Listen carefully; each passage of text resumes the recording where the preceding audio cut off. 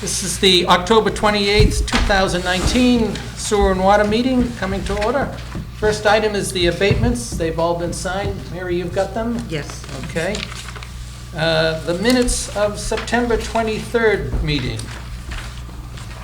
Is there any changes, corrections?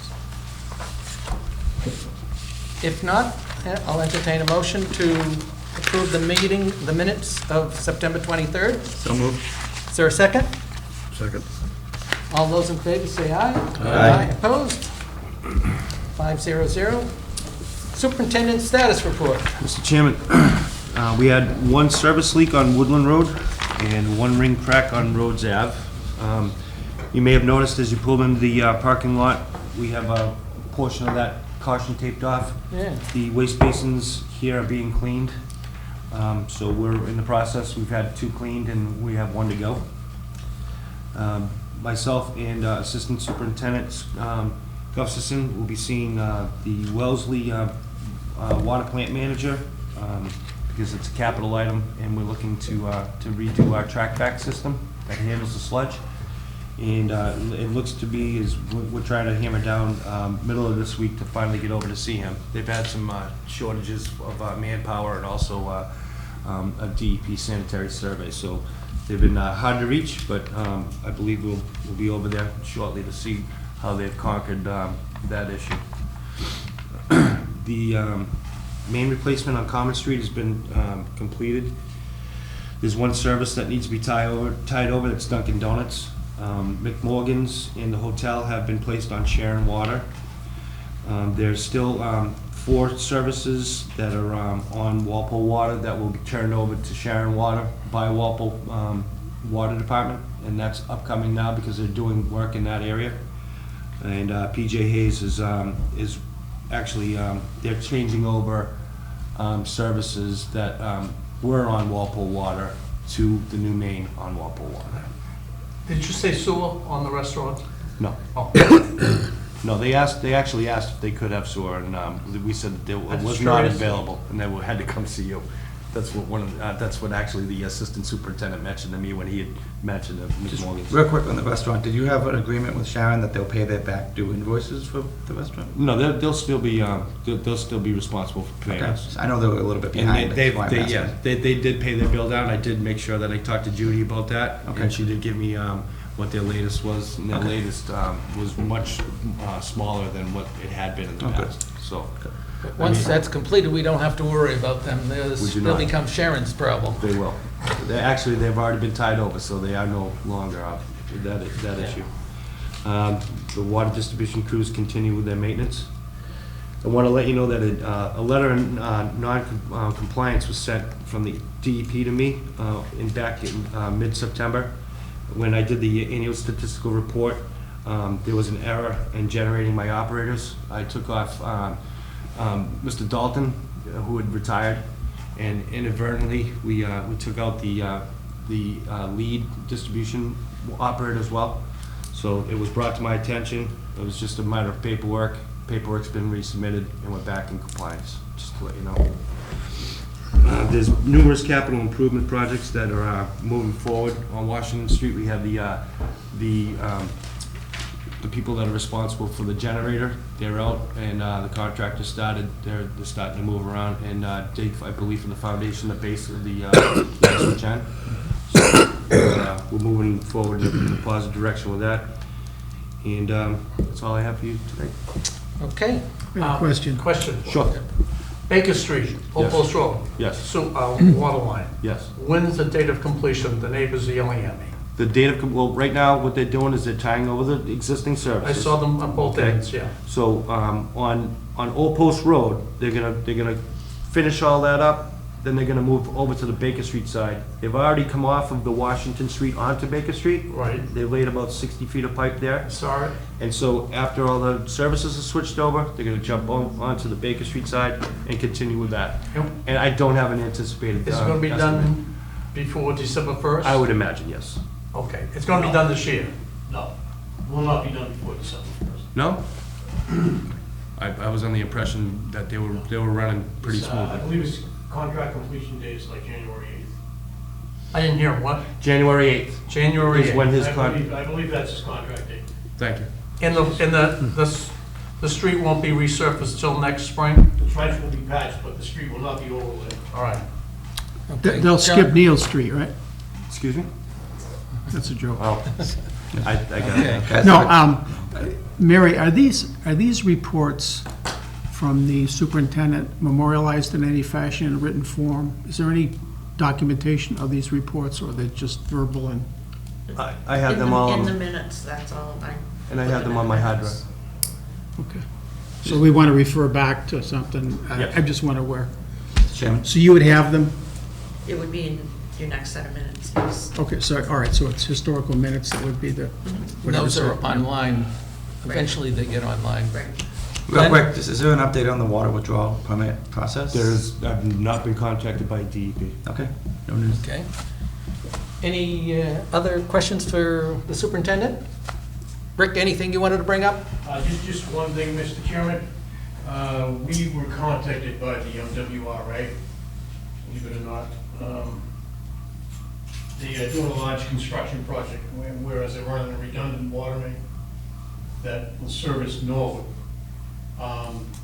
The concern is that they're gonna be very close to the existing pipe that services Norwood, and they're looking to put some sort of emergency contingency plan into place in the event that that pipe gets damaged. It's water or sewer? So Water. their first thought was to interconnect with Walpole on an emergency basis.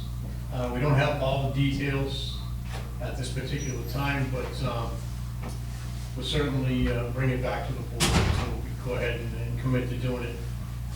Personally, I think it's a good neighbor thing to assist the town of Norwood, because you could find yourself on the other end at some point. Now, we already have we've used header But connection. It appears that the two connections that we currently have would not be practical because of hydraulic reasons. Oh, okay. So what they would have to do is, they bring in temporary pump works, where they'll go hydrant to hydrant. Right. With a pump, and increase or decrease the pressure, depending on, what, on any given day, what the hydraulics may be. I believe they're looking to run a model at like 700 gallons a minute, just to see what what they have. So, just wanted to give you a heads up on that. That it's, So I more apologize. info to come. I apologize for that too, Mr. Chairman, because I did speak to that gentleman from the MWRA, and Dedham and Westwood have already met, Yeah. and they are planning on having a meeting with Walpole in Norwood as well. And it's for later on, possibly later on this week. There has not been a date determined yet. Okay. It's my understanding the work is going to take place in November. Oh, What is the location? Of the work? Oh, yeah, of the connection, Of their yeah. work? Yeah, I don't know. It's back in Dedham, Westwood, and a portion of Norwood, I believe. but where would it be No, involved to with us? Walpole, wherever Because to contact Walpole. ours was down Wait, by yeah. Hollingsworth and Vose, I think, was where we Two connections, one did at it. Union and one in Washington and, Yeah. at the town line. Well, But so, they don't believe either one of those will work. What they're looking to use, I believe, is Rustic Road, Oh, so. okay. well, that would be good, I mean, we were proposing the Union Street, Correct.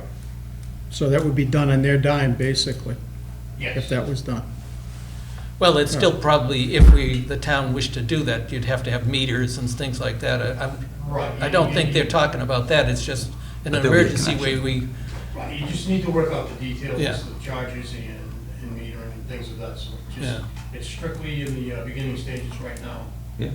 No, Okay. but, yeah, but, no, Bill, I mean, if that opportunity arises, we Oh, no. we might want to take full advantage, and we might be able to convince the financial gurus on the FinCom that maybe this is a worthy effort. No, I would agree with you. Because that- there's no sense of doing it just, without all the bells and whistles if someone else is paying for it. Yeah. Now, just for the emergency connection. This would be an emergency Yeah, connection. well, They wouldn't, but if we can get them, I suppose, to put in a meter or whatever, all the better, I suppose. I believe what's been transferred to Rick and myself is that they're concerned, they pretty much think that when they're doing the actual work, that their main's gonna be compromised. and they're very concerned about They need to that. cross it in, I think, 3 or 4 places, they Yeah. said. They have to come very, very close. So they're concerned that they'll make a mistake They're and, concerned that something. We'll have. and they will need some water from us for a short They break that duration. pipe, it's the only source of feed that Norwood has. Oh, wow, okay. Okay. Anything else? Okay. We have a 7:10 meeting scheduled. Mary, you said that was canceled. Right. Okay. Our next appointment is 7:15, Robert and Gloria Delisle. I would bet that you're those two, since you knew how to pronounce your last name. Do you want to go ahead 4 minutes ahead of schedule? We could just hang out. Well, Great. you're next up, so why don't we go ahead? There's a sewer agreement with Town of Norwood at issue? Yes, we are taking our problem downstream and handing it to Norwood. Right. And we have an agreement with PJ Hayes to connect us to Norwood Sewer. Property sits right on the line, the Norwood Right. line. And do we have to have an intermunicipal agreement or something? This sewer service agreement Right. that Norwood provided, Right. I believe is sufficient to do what we need to do. Because there's not gonna be any transfer of any charges. Right, they're gonna, Norwood's gonna be paid directly. yeah, The only thing we're looking for here, or they're looking for here, is a blessing from this board, so that we can tell the town of Norwood that you guys have no objections. The only thing that we need to do is provide Norwood with meter readings. okay. Does anyone have any issue? I don't see a Not an problem, issue, I but just have a question. Go ahead, Glenn. Are there any examples of Norwood homes that are connected to Walpole? Does anyone know? No? So, On water, there is one. water, but not for sewer. But in sewer, so it's kind of unprecedented in that sense, but if a Norwood resident wanted to connect to us, we wouldn't have a problem with that, presumably? It's Depends. unprecedented with Norwood, Glenn. Yeah. We do have, I believe, 3 or 4 houses in Walpole that connect to Western. Okay. Yeah. already Right. Right, and MWRA to MWRA is a good fit. Mr. Chairman, I move it. Well, all right. Any further discussion? There being none, do you need a letter or something to the town of Norwood?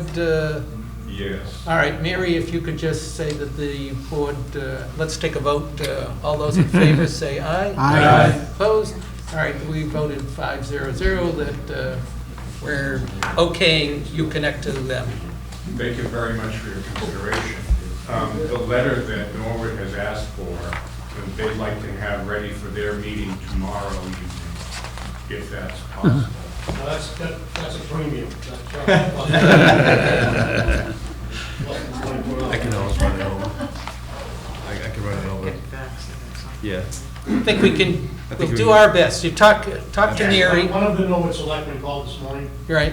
and had requested that once, if you guys voted favorably, that Do you was want signed it to that go letter. to Norwood or to you people? We'll hand carry it, so if Okay. you give us 2 copies, we'll keep one and hand carry to the next meeting. So to Norwood County, yes. Okay. Do you want me to fax it to you? Do you want me to pick it I'll up? come get it, or you can Okay. fax it. Call you tomorrow and see. Yeah. Check in the morning. Can you give me your phone number? I'll call you when it's ready. Oh, I have it. Oh, you do? Okay, all right, see, you're welcome to stay for the rest of the meeting, or we'll... What are you serving? Can I ask you, was this a result of a failed septic system, That's Rachel? Yeah, okay, thank you. Okay. I suspected. All right, Thank you very much. you're welcome. The next appointment is 7:30. Should go to comments, Bill. Yeah, Get that out of the way. get to the comments. Okay, why don't we jump down to comments? Let's see. All right. Comment request, Order of conditions? I don't know if you wanted to take Mr. the Juicy. 7:40 appointment, yeah. Mr. Juicy, will you be willing to bump your appointment up? Okay, why don't we do that? Okay. Come on to the microphone, you'll be on TV.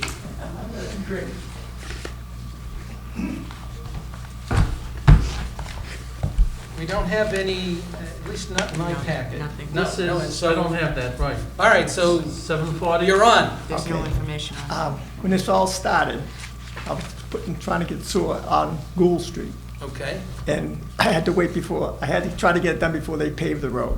So I rushed, I had Yonka there and a cameraman, and it never worked out. Cost me $3,500 though, but that's the life. So then I went from there, I went to the Aggie, and they got this manhole up there is 2,500 feet away, 225 feet from my house. right. And I could try to get into there. And after a while, talking here and there, they said, okay, you can tie into it, no problem. So then I got GLM and put from Holliston. He did the excavating, not excavating, but the layout, and that cost me another $3,500.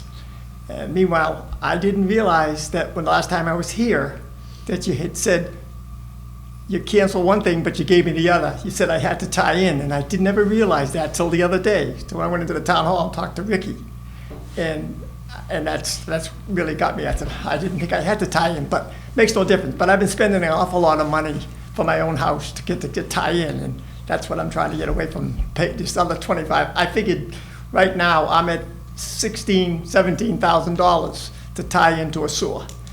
And it really seems like it's unbalanced. I'm not, and then I gotta pay another $2,500 to you people, which I think is kind of really, going over the coals, too high, I think. So if I could, All right. Yes. Mr. Chairman, Yes, based on what Mary found in the minutes from the last meeting that Mr. Juicy is talking about, the board voted to waive the influent infiltration fee, okay, but there was no mention of the connection fee, the entrance fee. right. And I believe that's what Mr. Juicy is looking for waiver to. Yeah. Do we, now, I don't remember that, I'm not sure whether I was on the board at that time or not. Wasn't that long ago, was it? 1970. Was No, it? I think it was 2015. 15? Thinking of something else. I think it was like 2016. 16, was it 16? Yeah. All right. So you would be asking, I guess the board has already voted that there's no I, and I don't see any reason that we wouldn't honor that previous vote. It seems you're asking to Well, if not, waive it's the $7,000. sewer entrance fee. Yeah, I am. Any discussion on that? Thoughts? Well, I don't know, is there a precedent for that? I mean, have we waived sewer fees in the past? I mean, I don't know I guess I'm not familiar with what we've done in the past. We Is that- have waived it before, but it's been a quid pro quo, Yeah. Oh, okay? one of those. We have done that. Yeah, But I don't see it here, do you? I guess I don't see it here either. yeah. John, any thoughts? Because I'm not sure. I have no problem waiving it. On what, now, if we did, we would be establishing precedents and on what reason, otherwise we could have others who would have the same request. Because he's a nice guy. They're all nice guys. Is there a motion to do? I'll make a motion that we honor the previous arrangement of waiving the I&I fees. But and that we- continue with the, And then leave it, continue with the existing practice of charging the sewer fees. all right, is there a second to that? I'll second that. Any discussion? There being What was none. that, 2,500?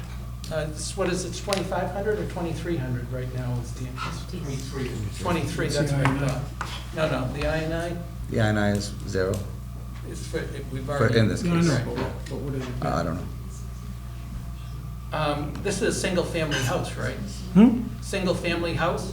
Well, what it's doing, I'm picking up the lot next door to me. I'm putting in 2 lines. So that you'll be getting my second lot. So that's, you're gonna. All right, so off the top, we don't know what the I&I charge would be. Any further discussion? We have a motion and a second to stick with our previous agreement to waive the I&I fee, but to continue the practice that you would have to pay for the sewer entrance fee. We're concerned about setting precedents. On the next lot. Well, unless you've already paid No. an entrance fee. No, I haven't. I've paid enough, but I haven't paid an No, entrance fee.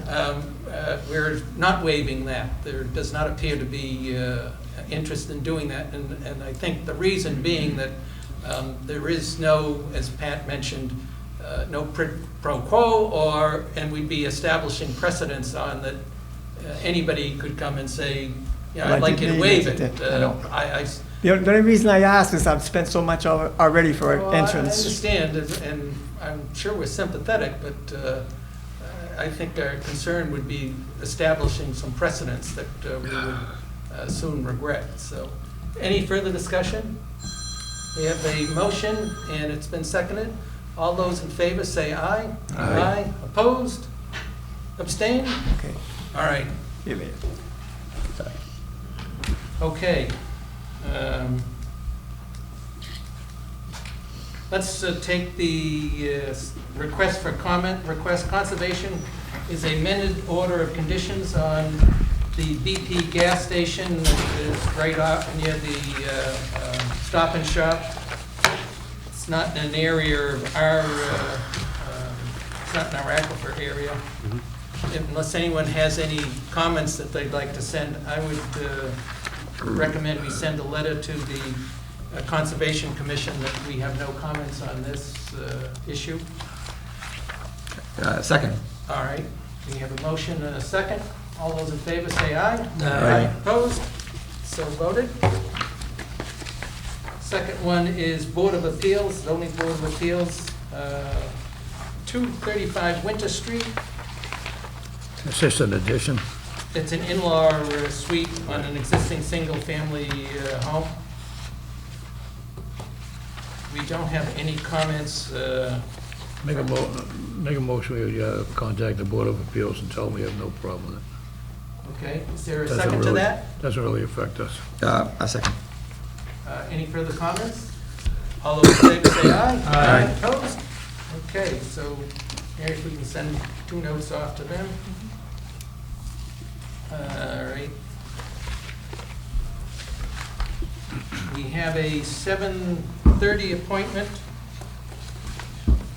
And I thought I saw John Glosser come in. Did he? John was here for people on time to time. Oh, all right. It's a Mr. Townsend. Yes. Okay, now do you mind going 7 minutes early? Oh, not at all. Rob Barletta was gonna try to be here, the rink owner of the Rod and Ice Arena. Okay, You want to wait? And, unfortunately, he's tied up down at Cape Academy right now. all right, so if he was gonna be here at 7:30, we could hold off, but if he's not gonna be able to. Nah, he's not gonna be here, he All called, right. and I was coming anyways. Okay, So, what's going on at Rodman Arena is, okay, discussed with Gary Beatty. No, Gary's here. Anyway, Mary. hi, Mary. Yeah. So, the ice arena uses city water to make up to their cooling tower sump. And that cooling tower sump, basically, all that water gets evaporated into the atmosphere, it doesn't go down the sewer. right, So what Rob Barletta, the owner of the facility, would like to do is see if he can get a separate meter put on that tower feed, so that it will deduct from the sewer and not count towards the sewer charge. seems reasonable. Yeah, it sounds reasonable. Mr. Superintendent?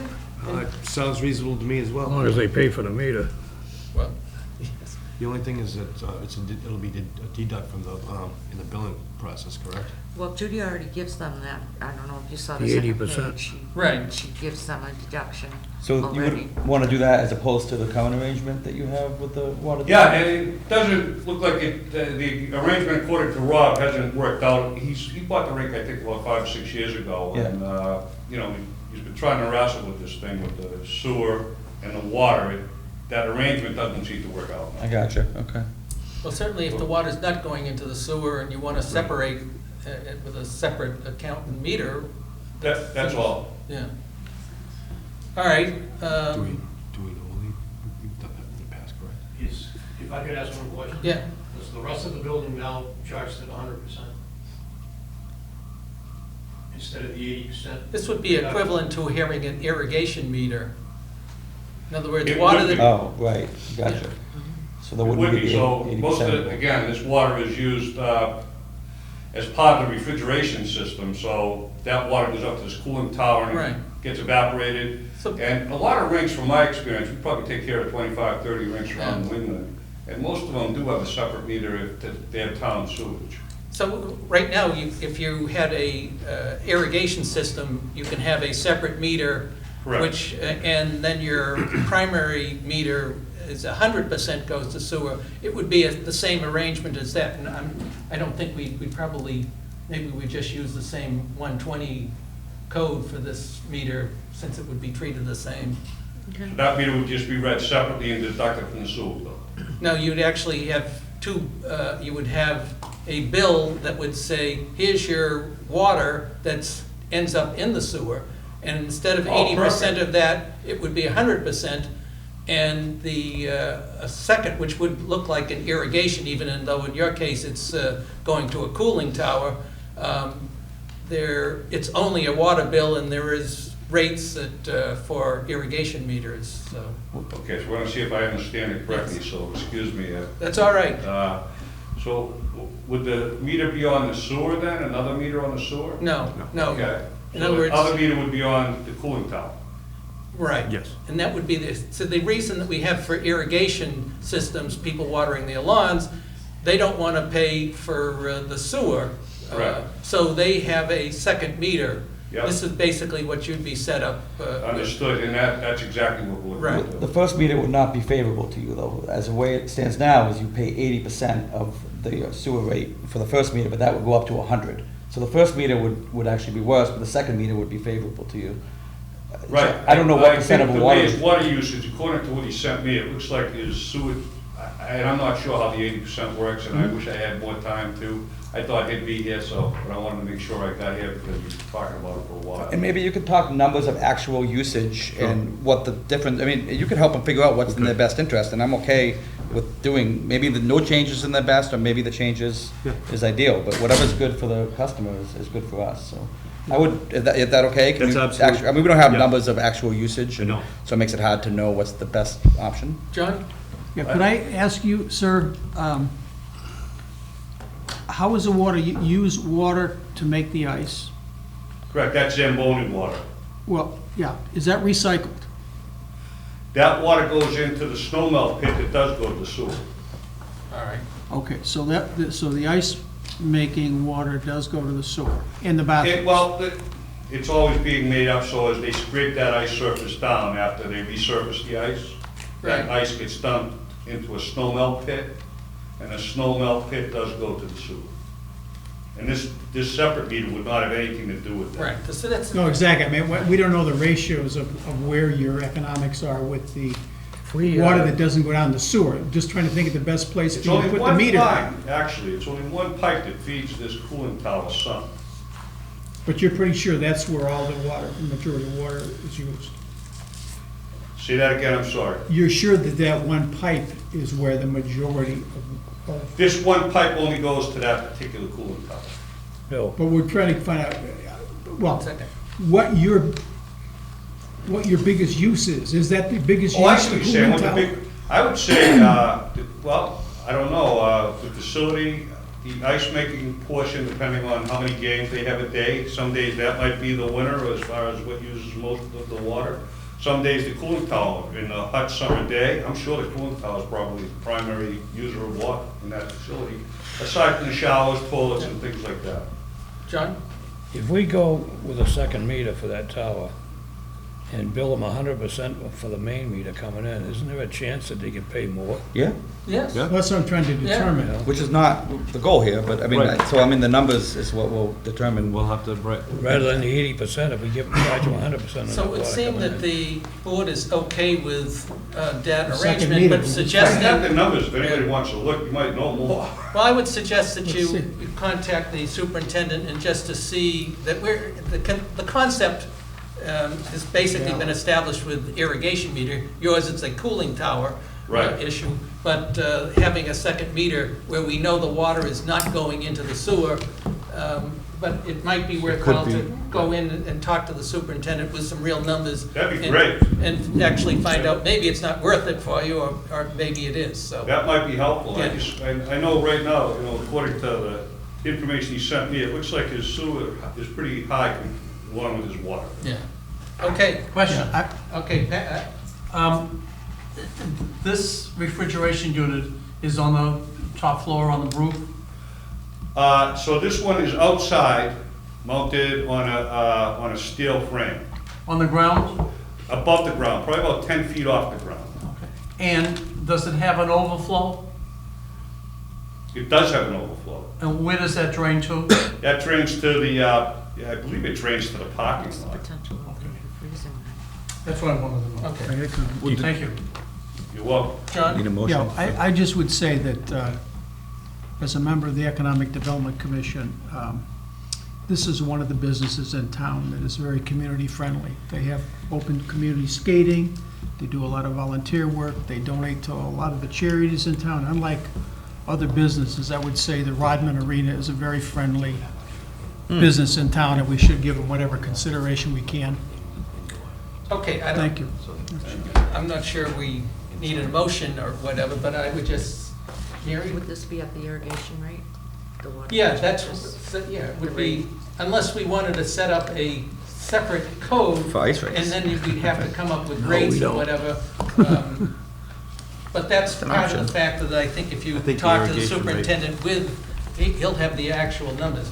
Irrigation, because it's not essential water, is at a higher rate than the water. This that- is essential water when you think about it. Yes, I understand, but I'm just saying. Why would you charge the irrigation? Well, I was just saying, the easiest thing to, as far as the way the system is set up right now, is we have a code for, and it sort of matches with the irrigation. The reason I'm suggesting that you talk to the superintendent with real numbers, we could then determine whether it makes Financially. economic sense, Right. because the irrigation rates are higher than the Well, Mr. Chairman, I guess residential. that's a good point. There's no way it's gonna make economic sense Yeah.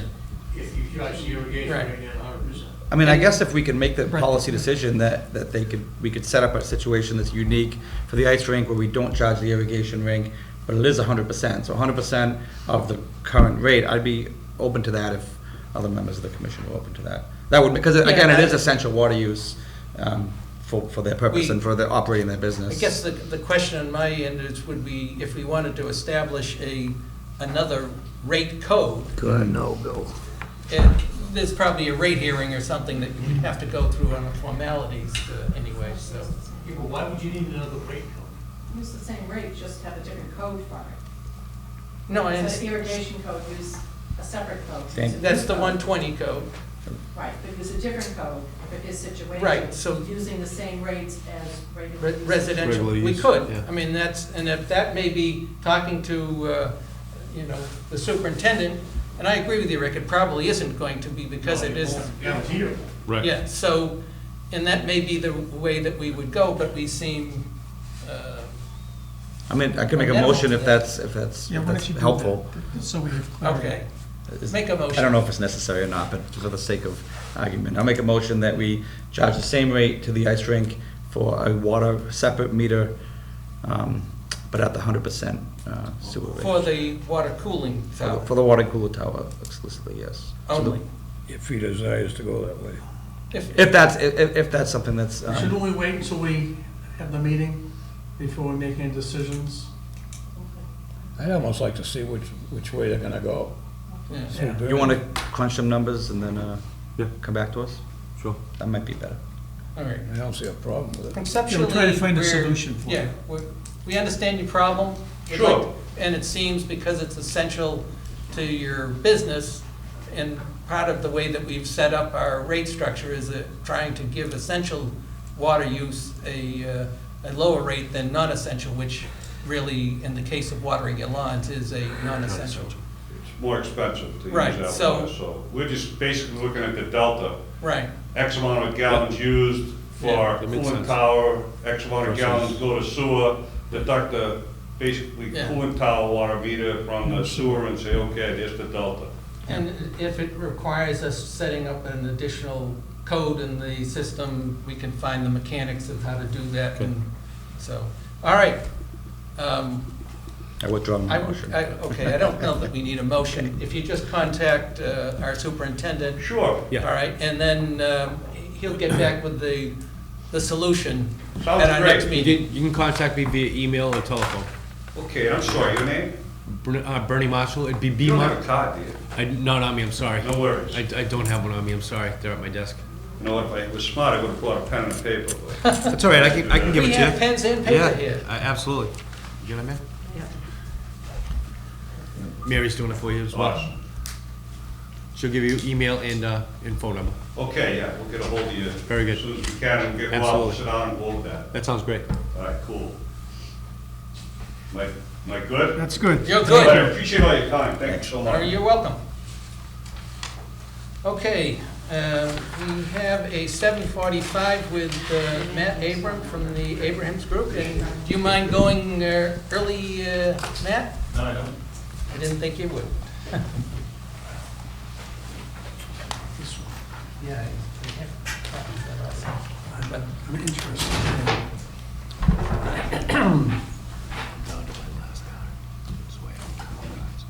Good evening. Good evening. Matt Abrahams from the Abrahams Group, back with you this evening to give you an update on where we are with the water rate study.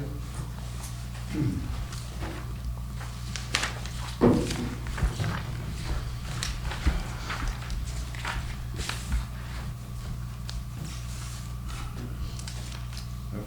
Will you be projecting anything, or? No, not No. tonight. I do have some handouts though, All right. and we will get to those momentarily with your permission. Mhm. So, the last time I saw you, I gave you an update, and that was just, I think about 2.5 weeks ago. Yep. Yeah, that's right. I gave you an update on where we were with our financial analysis. I showed you that on the screen, and told you at that time that I was pretty comfortable with where it stood. I was waiting for some feedback from the town accountant on it, and I was able to receive that within the last week or so. And the feedback was very positive. She was in agreement with what we had put together, so that was good. Since you last saw it, I have tweaked it just a little bit. I didn't do any printouts for you because it's really not that much different than what we saw last time. There were just some very minor changes. One of the changes had to do with how we were projecting debt. There were 2 projects in the capital plan that were in the FY24 column, and they were in the $600,000 range, and we had them as to be funded out of retained earnings. And the town treasurer suggested that we do a borrowing for that instead, for both of those instead. So those were 7-year borrowings, and therefore what that meant in our financial analysis is that we weren't using retained earnings to fund those projects, which basically, and you may recall from the analysis, we had a retained earnings tracker at the bottom, and we project the retained earnings each year. So that was good in terms of what the retained earnings balance showed. It was a positive thing for that, because we weren't using the $1.2 million for those projects out of retained earnings in FY24. There were 2 other very, very minor tweaks which would not have significant impact. I just wanted to make you aware that one of them had to do with indirect costs. After talking with the town accountant and showing her the reasons why we've used, I think it was 4.5% year to year in our projections for indirect costs, she actually recommended that we use 5% instead. So we changed it from 4.5% to 5%, just based on historical information. And the last piece was a minor update to one of the revenue lines, just because we got a little bit more comfortable with what the town is expecting for debt subsidies, which we were carrying on a revenue line item. This came from the town treasurer and from the town accountant, actually. The numbers weren't quite as high as what we had in the initial analysis, so it shows that revenues are a little bit lower, but it's good to get a little bit more comfortable with any numbers that we can, and we were able to do that. So, in short, retained earnings, here's the current projections, and now that I'm reading this, I guess I wish I had a handout for you on this, but we're projecting at the end of FY20, and this, again, this has to do a little bit more with The user charges number, if we end up tweaking it, but what we have in there now, is still a very healthy, well over $2 million projection at the end of FY '20. About 1.2 million at the end of FY '21, about 780,000 at the end of FY '22, and FY '23 is when it goes under. You may recall the graph I had for you last time where it was going down like this. It's still going down like that, but it's going at a slower clip than what we showed last time, mainly because of the capital plan change I mentioned earlier. And as I mentioned last time, that's based on a lot of assumptions, including the full funding of the capital plan as we have presented it. And if anything were to change in terms of the capital plan funding, obviously the numbers would look different. Right. So that's where we're on the financial analysis. I'd say we're pretty much, I don't want to use the word done, but I don't foresee any changes to that without, some comment coming from somebody or some discussion that takes place, but we're comfortable with what we have now on that, which is good. On the billing side, I've spent a lot of time since I last met with you to produce our billing file. It has a tremendous amount of data in it. The way that the town does water billing, obviously you're very familiar with this, but the town does frequent bill runs to bill its customers. They're less frequent now that the bills are sent quarterly, but for the year that we were doing our data analysis, at that point the bills were every 2 months. So we were dealing with an extra 2 bills per account with the data that we were looking at. We loaded over 100 commitments into this file. It took some time. And then on top of that, we had to spend time to get comfortable with which bills to use within the data, because we had a time span of well over a year that we could look at. So we were trying to get as comfortable as we could with which bills to use, which date range to use. Ultimately, we settled on date range that got us close to the 6 bills per account that we could, as close as we could, and that was a May 2018 to May 2019 timeframe. So that captured most of FY '19, which was good because that's a pretty recent timeframe. So we were able to get comfortable with which bills to use for the 6 accounts, 6 bills to use for each account. But in terms of projecting what this looks like going forward, the town has since changed, obviously you know this, to quarterly billing. So we couldn't use that model because the 6 bills is not reality anymore, and presumably it's not going to be in the near future because you switched to quarterly. So we basically had to come up with some methodology to get from 6 to 4. And it was as straightforward as I could think of. Take the first 2 bills for each account.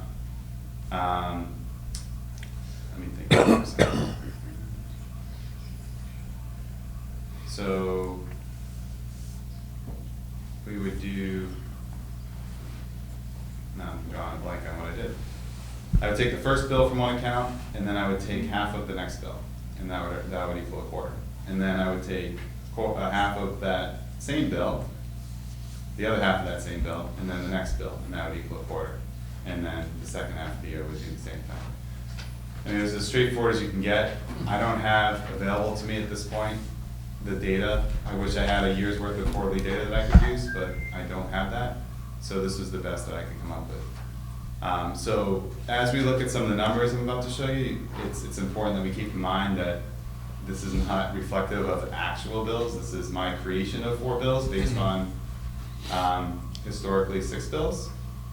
But I figured it was still worthwhile to show you these numbers because we can see what the bills I've created, how they hit certain tiers, what the numbers look like, and if they are telling a certain story that may drive some of the decisions or some of the things that we look at going forward. So I thought it definitely made sense to continue down that path and to show you this information. So with your permission, Mr. Chairman, I'd like to hand out some data related to the billing work that we've done, and I can show you some of these numbers, and maybe we can have some discussions on some of these numbers and maybe it'll drive some of where we go from here.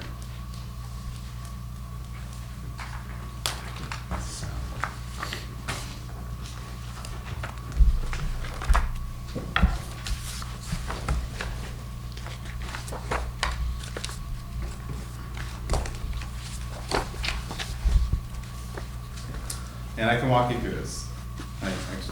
There's a lot here, so please try not to jump ahead, because I'd like to go through page by page if we could. Okay.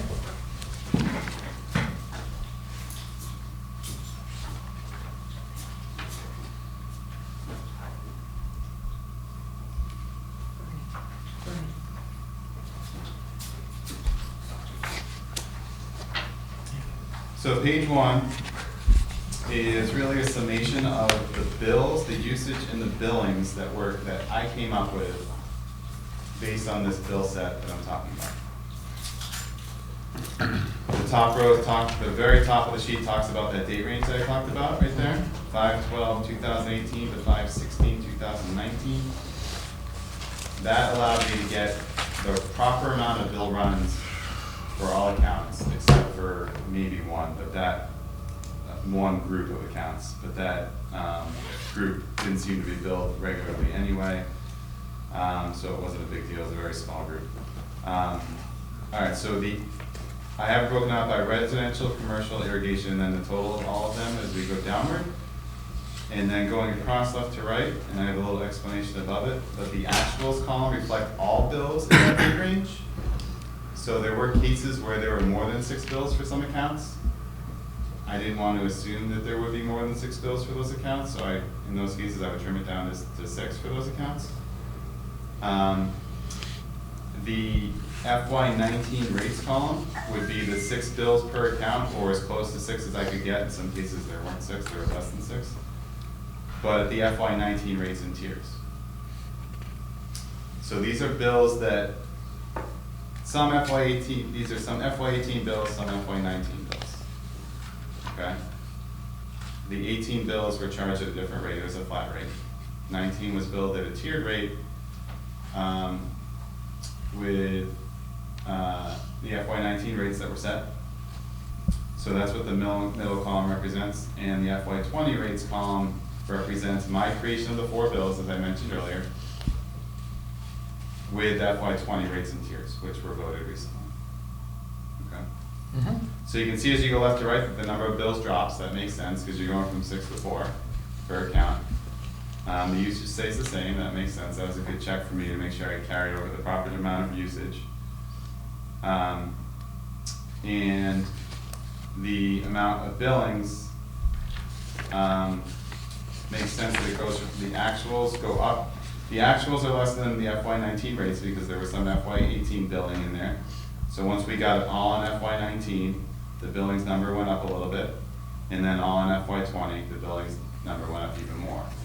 So that was a good sign. That means that the FY20 rates and tiers that were set, generally it's showing that with the exact same usage from year to year, you would get a lot more revenue. That's what it's showing. And maybe when you set your FY20 rates, you were aware of that. But it was good that I saw that as well as I worked through this exercise. So you can see the number of bills for residential. 45,000 were in this. If there was 6 bills per year, down to about 30,400 if there were 4 bills per year. On the residential side, commercial much less, started with about 2,200. When we got down to 4 bills, we're about 1,500. On the irrigation side, started with about 1,500. When we got down to the 4 bills, about 1,100. Okay. The usage number at the bottom, 80 million cubic feet. I honestly don't know if that is truly reflective of what's billed in a year. I did ask billing, someone in the water department for some help with that. I didn't get an answer on that yet. But that's what these numbers are telling me, that if you do all these bills, you're at 80,500,000 cubic feet that are billed per year, based on actual bills. So FY19 is obviously going to be different than FY20, but this is basically an FY19 set of data. So 80 1,500,000 cubic feet, you're saying?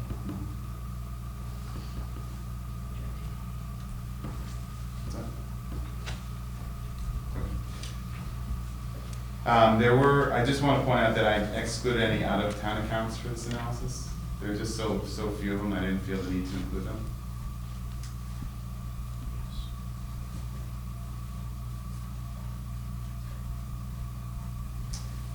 All right, so the total number of bills in the data set, that's down below. We got about 48,000 of them in the whole thing, and the number of accounts, 8,000. I just did some quick tables there based on some of the data I was looking at.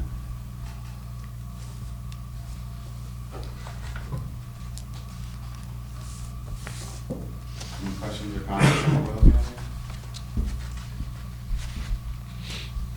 We project into the rates 88 million usage. That's what I was going to, that's why I was asking, because I think it was 88 million is what we That's what we projected. To set the Right. rate Okay, is that based on, average from 5 years ago. And this would have been nice if we could have gotten this before the meeting. A lot of data here that's hard to go through at the meeting here. And this is what we saw at the end of fiscal year 19, where the user fee did not generate the revenue that we'd expected, which is in line with, if you saw, your estimate was 80,500,000, and we were projecting, setting the rates based on 88 million. Obviously, there'd be a shortfall there. We did meet the overall number because of the lot of entrance fee revenue. That's a one-time thing, and that's part of our concern, is being able to better project things and continue to see pumping as a result of weather primarily, not meeting historical averages. do you know what the consumption number has been for the last few years? Is it? When the consumption, meaning what we bill Yeah. versus what we pump. The only thing What that, you bill. the numbers I see is what we pump, Right. which, if you pump 10% less than what you did before, you would expect the consumption, or what we actually bill, to roughly be 10% less. But I don't know that we have the actual consumption numbers. We don't have them tonight, but they're. No, they're in the annual They're on the Yeah. Annual statistical report. So that, okay, we do tell what we build, we Yes. subtract, I know we pump is the raw water number. Three components, build, Yeah, confidently estimated, Estimated. right, and unaccounted. right. Those three components. Okay, so we can should get make up those. The number that we pump. We can get those numbers. Okay. It's worth noting though that if we look at the total table here, the fourth one down, based on my calculations, those are the projected billings using this data set that I'm looking at. So you're looking at, if you were to bill at FY19 rates, 5.1 million, and with the FY20 rates, I'm at the 5.4. Mhm. So I thought that was a good sign. That seems to be above what you have in the budget, so. So, Matt, wouldn't that be an indicator that there's something wrong with the billing process as opposed to the rate? Would that potentially be? Because you don't think you're gonna be getting that much Right. Well, revenue? people don't pay their bills. Okay. To that degree? Well, the other thing is that if you're looking at the water that we bill, the accountant, when I talked to Jody, if we put out a bill, say on June 15th, you got 30 days to pay. If you pay it before June 30th, it shows up as revenue in that fiscal year. If it's paid on July 1st, and you're still well within, the billing period that you get 30 days, it now shows up in the following fiscal year's revenue. And of course, at the other end, it works the But same it way. flows every year like that. Yeah, except for the revenue that you first see at the beginning of a fiscal year, the example I just gave of the June foot, that's at the lower rate not the rates that would be set where the revenue's actually showing in that fiscal year. I mean, it's just the way, you get 30 days to pay and you, And you bill every 90, so there's somewhere in there that you're gonna have overlap. right, But it's that way every year. yes. But there are other variables. I mean, the state's promoting conservation, trying to get per capita less use of water. People drink more bottled water. People don't water their lawns anymore. There's all kinds of low-flow toilets. We are incentivizing the consumer to consume less per household and per billing unit. That's a governmental public policy. That could be a factor, plus the unaccounted water. Could be going up, could be going down, could be the same, who knows? And paying, rate of pay or temporal dimension of paying is an unknown as well. So there's a lot of moving, it's like a Rubik's Cube, there's a lot of moving variables that could explain the phenomena. I might add to that, a particularly wet summer, that people may have not been watering their lawns as much as This summer. this summer, yeah. Yeah, and some of that usage tied to those bills, I mean, it's just the spring, unfortunately, for this analysis, but some of May 2019 is captured in here, in April as well, which Yeah. is the start of that season, because nobody watered their lawns in this past spring at all. We're not making money then, which is, I mean, I don't know how we could plan for, I mean, to not have that be a big deal if we have a wet summer, we still need to have the revenue coming in, whether we catch it the summer before, I mean, our rates need to reflect the unknowns as. Well, yeah, or having reserves available Okay, yeah, for that scenario. yeah. Right. But no, my point being that this data does include some of the spring, which is good, it doesn't include the summer. Okay. So obviously the summer would be, it probably, this past summer, you didn't pump nearly as much water as you did the prior summer, I'm guessing? Yeah. But at least it has the spring in here. So, I guess my overall point on this first page would be that even with the bill set that we focused on, we still have a pretty good number in there for the billings for FY '20, based on FY '20 rates. And of course, it's also based on historically the actual bills that were more in FY '19, so you can't really necessarily say that they're gonna use the same amount in FY '20 as well, but this is a very recent one-year period, so I feel like that's a pretty good sign, that FY '20 might be okay, at least on the billing side. So, should we keep going in the analysis? So, am I hearing you say that the rates that we have for FY '20, based on the historical data, we should be okay in meeting our revenue targets? Is that what you're? Well, using the billing data I put together, Right. I took, like I said, I took that year's worth of data, real Right. bills, I created 4 bills per account. I mean, it's not a foolproof process, Right. but I told you. Yeah, I understand that, and I think that seems reasonable to take Yep. one from the 160-day, take half of the next one, use what left over from that half, tie it with the third one, and, so you end up with 4 as opposed to 6. That Yep. And then seems as best as you could do. I created those based on FY '20 rates and tiers, even using that 80.5 million number that we're talking about. That's the usage we're talking about here. So that would have been the usage for fiscal year 19. Well, yeah. Right, There's I mean, a little that's. bit of 18 in there, Yeah, yeah. okay. Yep. Well, that's the usage for the bill set that I came up with. It's not necessarily the exact usage for all bills. I massaged the bills just a little bit, but it's close, it's close. But anyway, my point being, I mean, my billing file is saying that 5.4 number is what the projected bills would be, assuming usage would be the same from year to year. Okay. And I guess your comment, Marilyn, is that Not happening. we based it on 88 million, not 80 Right, million. and the first quarter is low. Right. And it's something that, That's based on most of the billing is FY '19 right. bills, and I get that, but Yeah, that's true too. Yeah. I have a hard time finding that if we based our bills on 88 million, and yours is on 80.5, that you're gonna come to what we projected our revenue to be.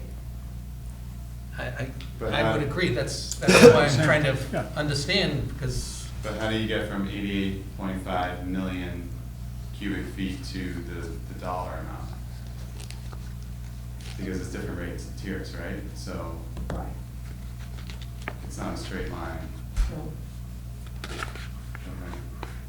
I get what you're saying, because we use a flat rate when we do that sheet. Right. It comes to a flat And rate. so what we- take that and what we started swap it out. with in, would have been FY '17, which was a flat rate. We increased it, I think, was it 2%? I think the previous one was, 2.9. whatever the number was going up, we says, okay, we set the rates based on how they would have matched the revenue for FY '17, the last of the flat year. Then said, okay, assuming everything was the same usage, we then applied the rates that we started, the 4 tiers with the rates, and so that it would generate actually slightly, just a slight bit more revenue than what it would have been had we used the flat rate. And then when we came to FY '20, where it was essentially a 2% increase, we increased all the rates for all the tiers by 2%. And that's, how we, But if your usage is down. you're well, still- it doesn't matter. I mean, if the usage was the same, then yes, we would generate More money. the money that we were expecting. Yeah. So it does seem a real problem of the fact that we're, roughly 7.5 million Estimated. estimate, that we're short.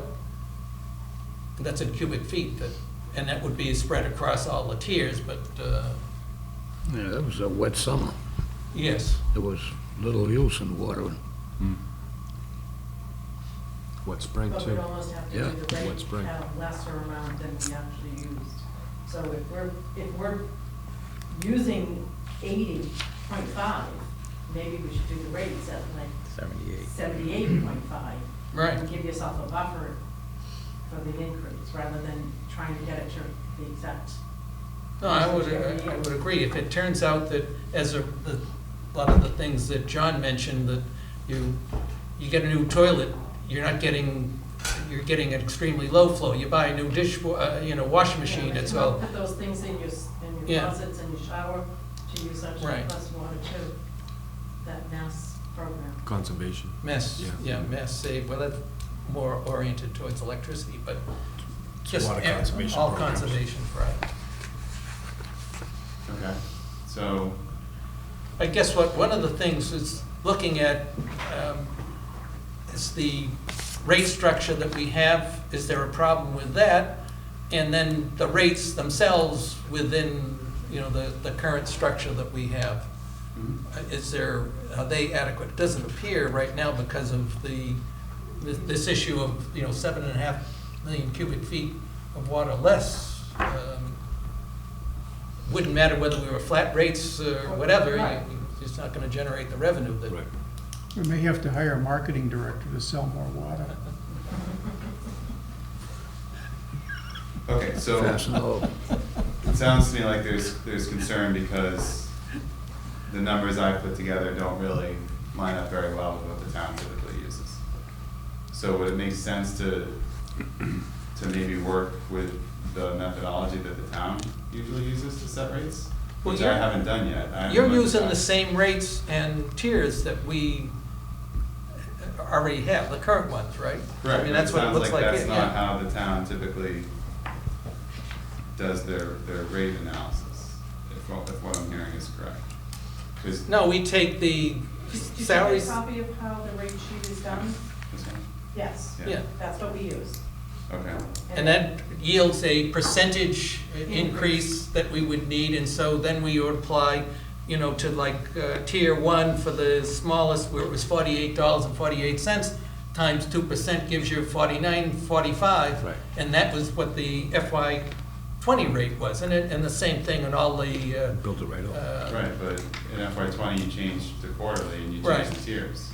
we changed the block sizes. Because we increased the billing length 50%, we increased the block sizes 50%. So instead of 1 to 1,000, it was 1 to 1,500. The next tier was only 600 cubic feet, it went to 900. The next was 900, it went, and so forth.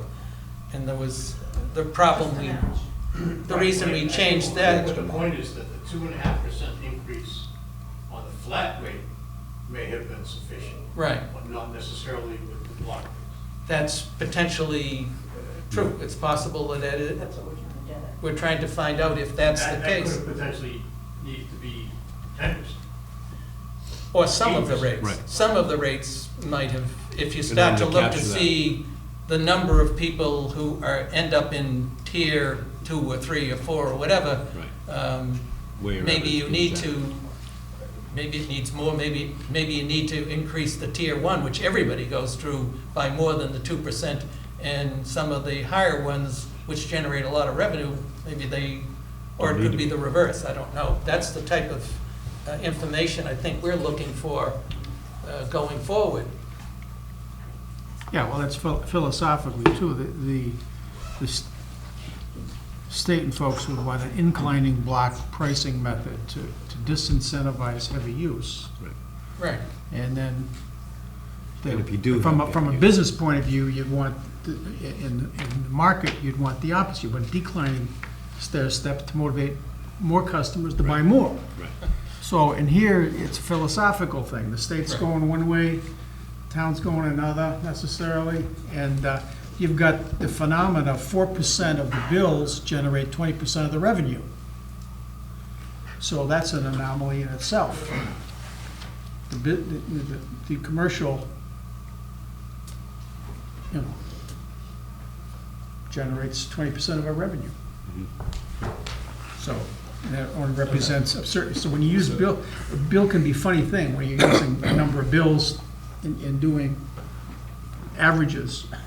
It can be misleading, it can be a misleading story. I understand what we're looking for is guidance on you know, help setting these rates. This is the mechanism of us picking, all right, we need 2% more revenue, applying that across the board to all the rates, or is it should be something, you know, different? Yeah. And, you know, it would seem if you have all the individual bills that have been sent out, even though you've now, you know, compressed or taken the 6 and made them into 4, that you would know how much money is, a bill is in tier 1, tier 2, tier 3, and tier 4. Yeah, I have that. Yeah. For you. Yep. The billing file has all that. It's calculated bills based on the usage that Yeah. I calculated per bill, based on the methodology I used earlier, and based on the tiers that are currently in place for FY20. So I have that for you. Do most of the communities that you consult for use a inclining block rate system? I would say, I don't know if I use the word most, but a lot of them do, yes. If you look at the We've- MWA rate survey, which they put out every year, it's, I don't remember whether it was 77% or 75%, I mean, it's in that order of magnitude who use a inclining block rate. Yes. I guess what I'm It's getting at increasing, yeah. is there any model community that seems to have the right pricing? Right, far as dialed in. As far as the stair steps go, that they have it kind of targeted properly, you know, the variances and the steps. What I can say from looking at, and I'm I asking looked him, at, well, I can tell you what we did.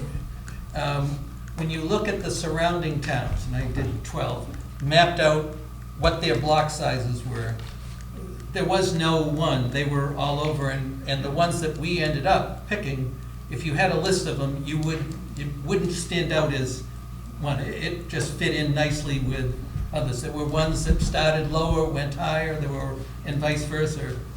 Some had 2 blocks, some went as high as 5 blocks. The most common was 3 and 4, but when you looked at it, there wasn't one thing that jumped out. But you're looking at the attributes of each segment itself, not necessarily the rate for each segment. That's what I'm asking. Well, one of the things they did was apply our actual information, which was FY17 usage, and said, okay, what would it have cost if we lived in Canton Yeah. and Stoughton? And in some cases, they were generating lower money, and in others, they were generating higher. We, again, were somewhere in the middle. So and I think it's, as Rick has often said, it is what it is. What our costs are what our costs are. Right. And the same, what Canton's or You don't Stoughton's. know if they're bringing in the revenues they need to bring in either. That's true.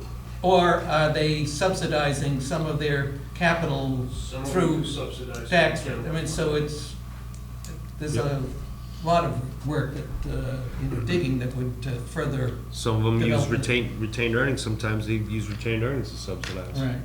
Can Bill, you, did any of them have minimum bills? A lot of them had minimum bills. Of those in the rate study, and I just looked at the most recent one, of the communities that had an inclining block rate, around 75%, if I remember correctly, had a minimum bill, which sometimes it was your bill, just issuing a bill was X number of dollars, and then you started doing the flow from 0 cubic feet on up. Others, it was a minimum amount, and you got 100 cubic feet or whatever. Call that $85 or whatever. Yeah, so it was a mix of those, but having a per bill minimum, whether you got a minimum amount of usage or not, was more common than not. We had that Long time ago. originally. Yeah, Yeah. yeah, I remember. can you remind me, when we set the block rates, when we set the first tier, how we settled on 1,500 or I guess 500 cubic feet per What we month? did is looked at all the usage, and there was a graph that went up like this and then sloped way off. And where the peak was where we basically set the 1,000 over 6 cubic feet. So What was the peak? The peak was around 6,500 cubic feet a year, and we divvied it up by 6, and that's where we came at the initial block. Yeah. So it was based on actual usage. As I said, it quickly ramps up. That was the mean or And the then- average, or, I mean? No, that was actual was- counts of yeah. usage. There was so many customers who had very little, but the bulk of them obviously were, they're all single-family houses, was at around 6,500 per cubic feet per year, and then it coasted off, and if you followed it out, Siemens was, Gotcha. Yeah. way off, but, Middle side. yeah. Yeah. So it was based on actual FY. Actual annual usage Actual annual of all the usage. households in Walpole? All of our usages, right. Okay. So that's where we started. So there was actual reasons that we picked. Essential water use, essentially that captures the essential water use of most houses Right. in Walpole. Yeah. Okay. Is there better way, or does that make sense as far as the first tier?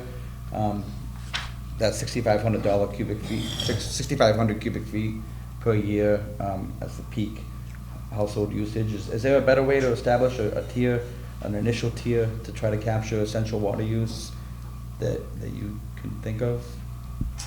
No, I think it makes sense to focus on, you're calling essential, we tend to focus on the average and Yeah. paying attention to the average user and trying to not put the average user in a higher block. We tend to see that a lot.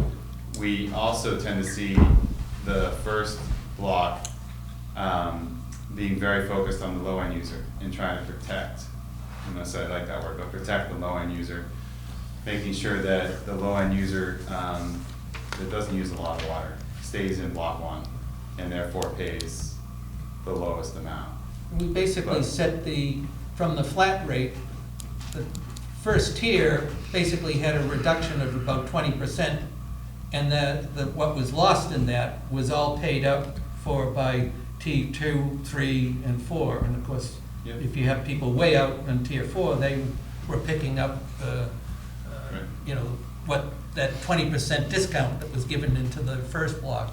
Could you make an argument to protect that low-end user for lowering the first tier and raising the amount of charge in the second tier? So you don't necessarily raise less revenue, but you charge less to the initial smaller block of people. Is that a strategy that you could That's use? something you definitely could. It would bring in more revenue than what you have now, if you were to do something like that. More revenue from a select group of ratepayers. Yeah, if you, anytime you lower a block, you're automatically bringing in more revenue as long as you don't touch the rate in those blocks. Yeah. Yeah, Or you could lower the block, either the usage, or you could lower the usage and the rate, and raise a rate that comes, you know, you could. at a later point. Yeah. Can this board think of the reasons why there are 4 blocks and why they were set up that way? Because the average, when I looked at the number of blocks, it was typically 3 or 4. You had some that were like Framingham, I think, was at 5. Norwood, I think, had 2. I mean, I think if you looked at Boston, they have like 8 or 12 or whatever. But if you looked at in general, of the 60 communities, and the number of tiers for those that you, 3 and 4 were sort of the average, typical. Okay. So there was no rationale So beyond that. 4 was chosen because it's a popular tier, a popular structure, it sounds Yeah, like. 3 and 4 were. and- Yeah, and then, but what about the setting of each tier? Were you trying to have certain users hit certain tiers, or was that just kind of arbitrary the way it was set up? There was a certain amount of arbitrariness, again, trying to make sure we generated the same amount of revenue that the flat rate did. Okay, And so just adjusting the blocks and the rates and whatever. So as I said, we actually were trying to hit a little bit more yeah, than, because if the idea is to incentivize using less water, then you gotta account for the fact that you may not generate the same amount. yeah, But the idea was that essential water use should be lower, cost less than non-essential water.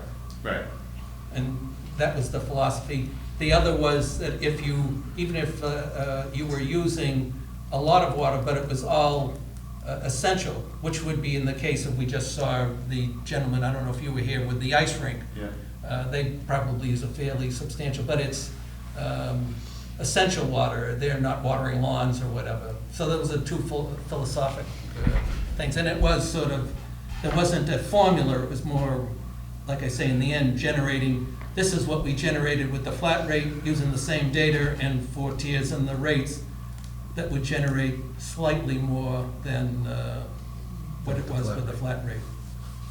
And then as going forward, we said, okay, if the flat rate would have increased by 1%, we increased all the blocks. The next year it was 1.99, we increased that. And that was the logic anyways. okay. So we're looking to see, is there something that we should have done differently, or, and I don't know how you predict the fact that a wet year, you're not gonna sell as much water Yeah. as you will in a dry year. Yeah. Okay, well, I don't have a magical answer to that question. That's okay. You know, it's I really, thought that it's was in really. your proposal, magical answer was to be given. Just to I mean, I could interject, present- one comment on what you were saying is essentially, a light user is not necessarily using essential water. It just might be a light user, a single person. Yeah. Part-time residents. An elderly It doesn't- person, sure. The volume doesn't, having a volume surrogate does not necessarily give you, you're not delivering a lifeline type of rate or an essential water rate by doing that. You're just identifying a light user, and that could be not essential use, it could be frivolous use. So you can't legislate I don't think you can get into the idea of I would lifeline. think light use would correlate to a lower income, or a single person, or an elderly person, or If you have a lot of one-bedroom apartments, you can have a lot of single people Right. who might have multiple residences and be very light users. Just a comment. Okay. So I can present to you, I've done some analysis on bills hitting certain tiers, we can talk about that if you want, that might drive some of this discussion. Yeah. But ultimately, you know, I'm looking for maybe some guidance from you on which direction you wanna go in terms of number of tiers or some things to look at. She's thinking. You know, we can do calculations for you based on whatever scenario. But right now, we're still focused on the 4 tiers because that's what is in place right now. Well, unless you said that, no, 4 tiers, you're crazy, it should be something else, then I'd want to hear that. But, you know, then I would ask, you know, why is, of the 60 communities in the MWA, which are basically the metropolitan, they're all crazy if they're all using 3 and 4? Or does Walpole have something totally, you know, specific that says, no, you want to have less or more, or whether it really doesn't matter, you know, as long as you're not going crazy in one direction or the other. So the only thing I would just add, and I guess I'm reiterating it, but when you talked about the low-end user, I would like to potentially explore lowering that first block, just that first tier, and maybe lowering the amount of money that we're charging. I don't want to change the revenue. So, I mean, the revenue needs to be made up probably in the second tier, I'm guessing. But I would like to encourage or to incentivize that lower-end user, or to reward that lower-end user. So lowering that first tier, maybe even the amount of usage and the amount of money that's billed at the rate in that first tier. So I would be interested in exploring that, not to change the revenue again, just to change the incentives.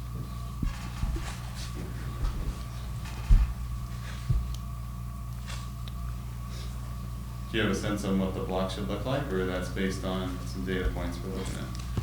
No, I don't. I'd leave that to you. Okay. So I have done some digging along those lines already, and we can talk about that if you want. The rest of this handout is tied to things like that. Bills by tier, percentages. I've actually done just ran through some scenarios of possible changes, one of which would be lower tiers. So I can show you what that looks like, just to keep the conversation going, I guess. So page 2, I put together some analysis on the number of bills per tier. Is this the one with, the first one that has charts, which is like page 3? That's page 3. Page 2. Page 2, okay. This is the one that has 1, 2, 3, 4, Yep. 4 green shaded. That's, just make sure we're on the same page. Okay. Yeah. All right, so the top table is simply your rate structure for FY19 with the tiers. Mhm. The next table is the number of bills per tier, based on the data set that I was looking at. So when you say the number of tiers, it's where you stopped? Correct. Okay. Because obviously if you're in tier 2, you went It's through still- tier 1. Right. And it's not counted in No. your tier 1 count. That's where you stopped, you're right. Yeah, okay. Where you stopped. So you have residential, commercial, irrigation in total, you have the total number of bills, and you have the percentage by tier. Mhm. Below that, you have FY20 rating tiers. Same analysis, using my massage bills, the 6 to 4. And then the bottom table is an analysis I did based on the average consumption per bill. I didn't think it made sense to just go for the whole year because there's different usage patterns in different months, so I broke it down into 6 warmer months and 6 colder months, and then in total. Yeah, what we've seen is May through September is where the higher than average, and then the 4 months at the beginning and the 3 at the end are much lower. Right. Yep. I did May through October. I did 6 months. Yeah. And November through April for the colder months. But you can see even with the FY20 4 bills per account, the average user is still 2,000, less than 2,000 cubic feet per bill for residential. Commercial is way up high. That must be because you have some really large users that are probably skewing that data. I haven't looked at particular users yet on that, but We do have one particular large user that's much larger than it. Were they consistent, or did they fluctuate during the year? Because you would think if the manufacturing process uses a lot of water as part of your process, which, unless they're doing irrigating Siemens? They're stable. through the year.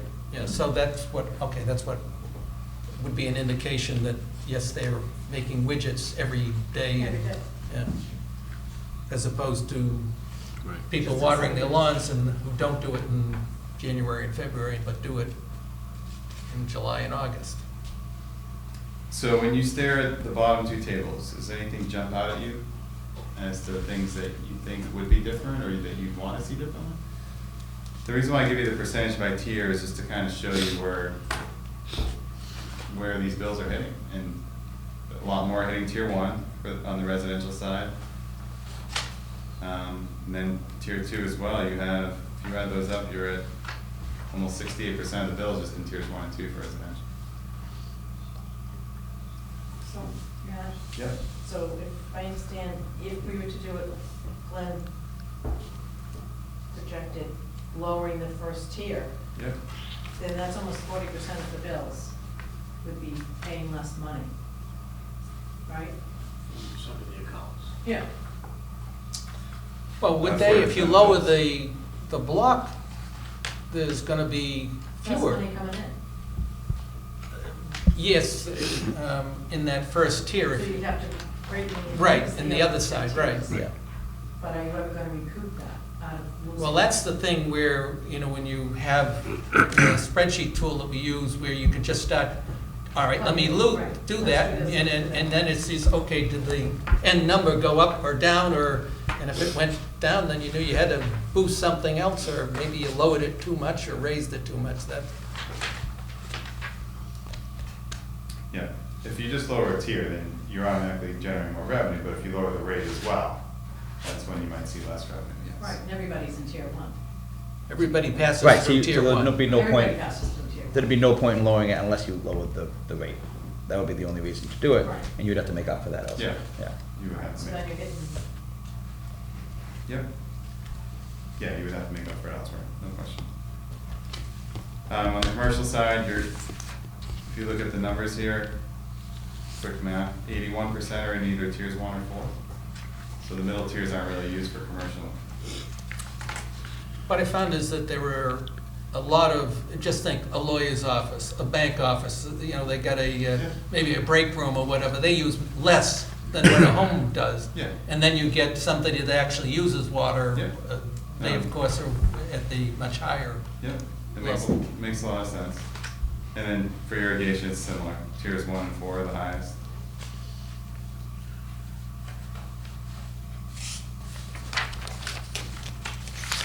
And the irrigation tiers, those are people that are on sewer. It makes no sense to have the purpose of that is so that since we charge your sewer based on your water usage, and if you're irrigating your lawn, a substantial amount of the water that goes into the house is not ending up in the sewer, and that's why we have no way of knowing people who aren't on sewer they just appear to use a lot of water in their house, as opposed to a family, next door who isn't, neither of the houses being on sewer.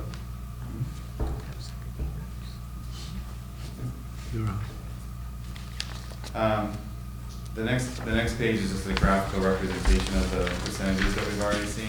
I don't think we really need to talk about that. But the next page was just me running through a possible scenario change.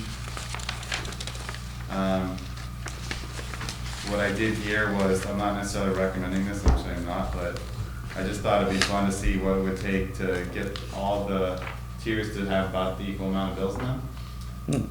So in order to get that, I set the rates from 1 to 1,000, 1,000 to 1,500, 1,500 to 2,250, and that got me close to 25% for each of the tiers. You can see that in the table, and just on the residential side, I should say, because commercial and irrigation don't fall in line with that. But you can see with the graph that that line is pretty straight going left to right for the residential. And down at the bottom is some additional projected revenue based on those changes, so I'm able to track that as well. I guess I'd have a question.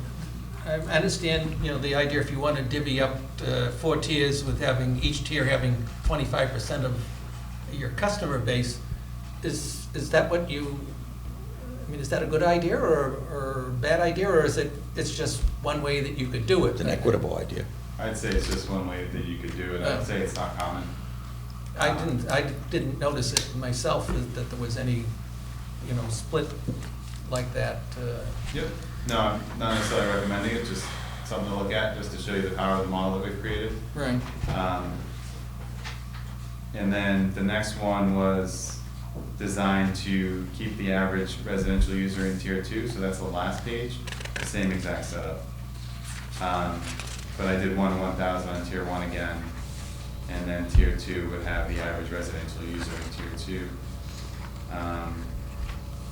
So it's actually a similar setup to what it is today, but by lowering the lowest tier, there was a lot more additional revenue just by doing that, but that doesn't include a rate change, so I didn't do any rate changes, I just used the same rates. So this may not be reflective of what we're actually talking about tonight, but it's, again, just a scenario of what the model could do if we want to run scenarios. Okay. Similar to, the model appears to be similar to what we use to move from a flat rate to an inclining block rate. Okay. So, familiar with that. One of the things that, and I know you brought it up, Glenn, last time we met with Matt, was the issue that I know this lady is very interested in. Really, because listening to this, it almost sounds like my situation's getting worse. Because I'm a small user now that's being charged for a large user. This is So the by them issue. changing this, yeah. Let me describe what the issue where you have, I believe you have 6 There's units. 6 units, 5 people total. Right. In condos, and we're getting the rate for the 6 units. All of us are paying. So they have one meter going in, and so that was an issue, not just for hers also, but you would have some buildings that were historically apartments, and on a flat rate it didn't matter, and they went condo. Now all of a sudden, they may be divvying it up some way. These were always condo. Yeah, but I mean, historically, there were other, It was a church and pneumatic scales before that. yeah, so there, and that was one of the things as to how to address situations like that, which maybe you haven't gotten to, but that's what. All of us are. Yeah. So, to me, we're an exception. Either do something about the meter setup that's already there because we're so small, then we wouldn't even be part of this, we'd be getting the correct rate forever. Yeah, if you had 6, if you have 6 units, if you had 6 accounts, 6 meters. Like their whole world, just like we get the mail.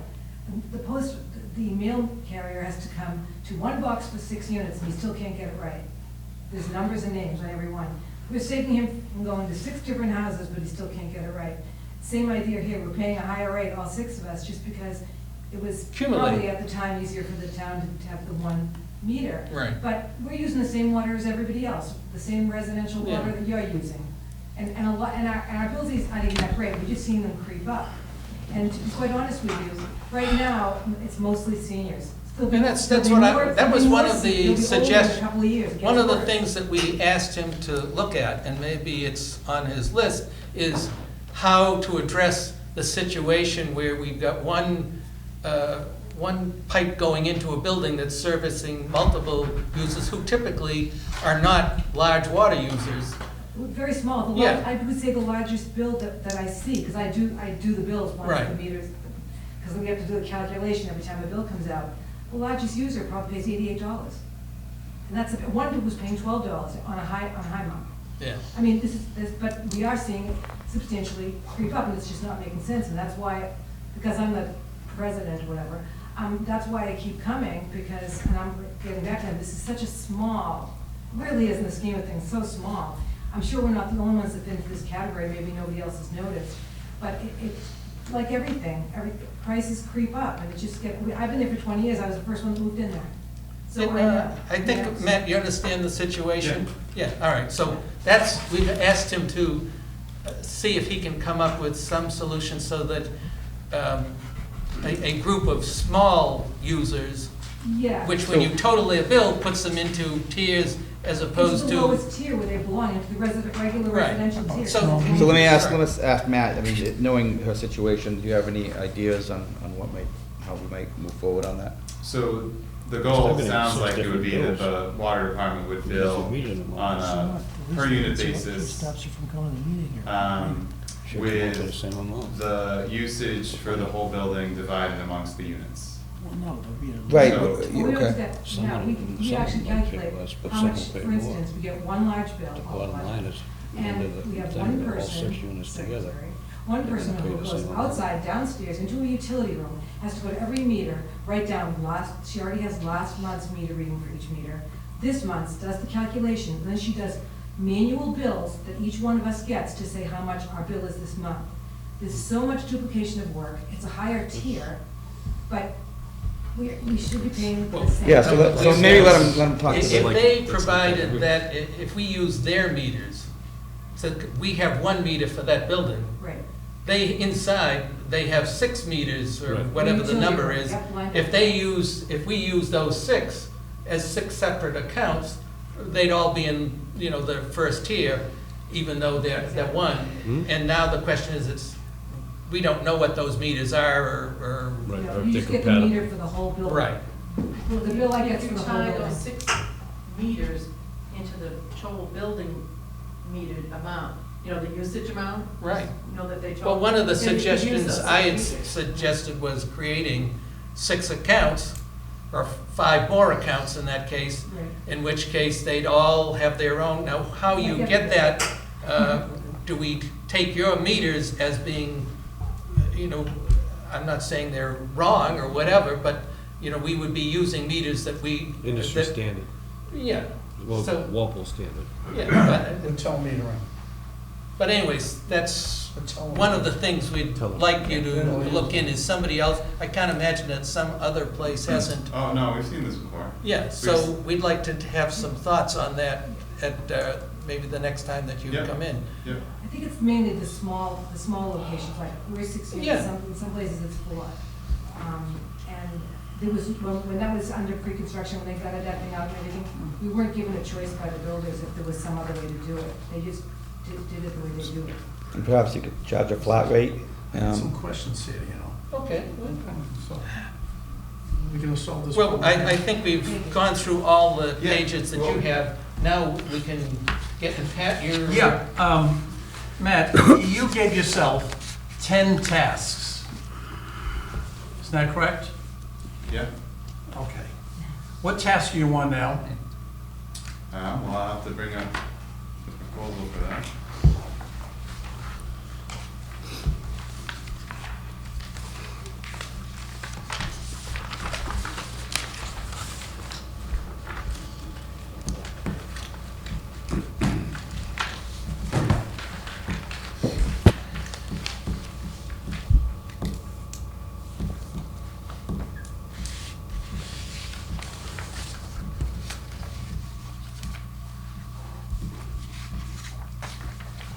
I'd say we're probably on task 7. You're on 7. Okay, and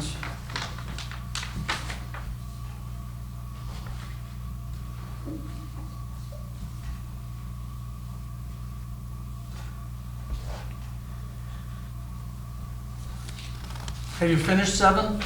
No? Oh, okay, so you're working on 7. Yes. Okay, well, that doesn't, I can't ask you the question I wanted to ask you. You have another question? I have more questions, yeah. Reading the report, it seems like you're sticking with the quarterly billing. Is that correct? Meaning, you're wondering if I have a recommendation for something other than quarterly? Well, I asked you a question. Are you planning on stick to the quarterly billing? I'm not planning on recommending something different than quarterly billing. What kind of billing would you recommend? What periods? No, I think quarterly billing makes a lot of sense for this community. What kind of billing would you recommend? You just said. Quarterly. What period of billing? How many bills a year? Quarterly means 4. Huh? 4. No, I know that. I'm asking him though. Come on. 4 bills per year, 4 bills per year. Why did you pick 4 bills per year? because It's quarterly. it is a way that many communities are doing today, and it's proven to be a successful way to do it. Are you aware the DEP recommends monthly billing? I was not aware that DEP recommends monthly billing. Have you weighed the advantages of monthly billing versus quarterly billing? For this community? Have you, for revenue stream reasons? For this community? For this community or in general? Yeah, for us, of course. I'm talking about your project here.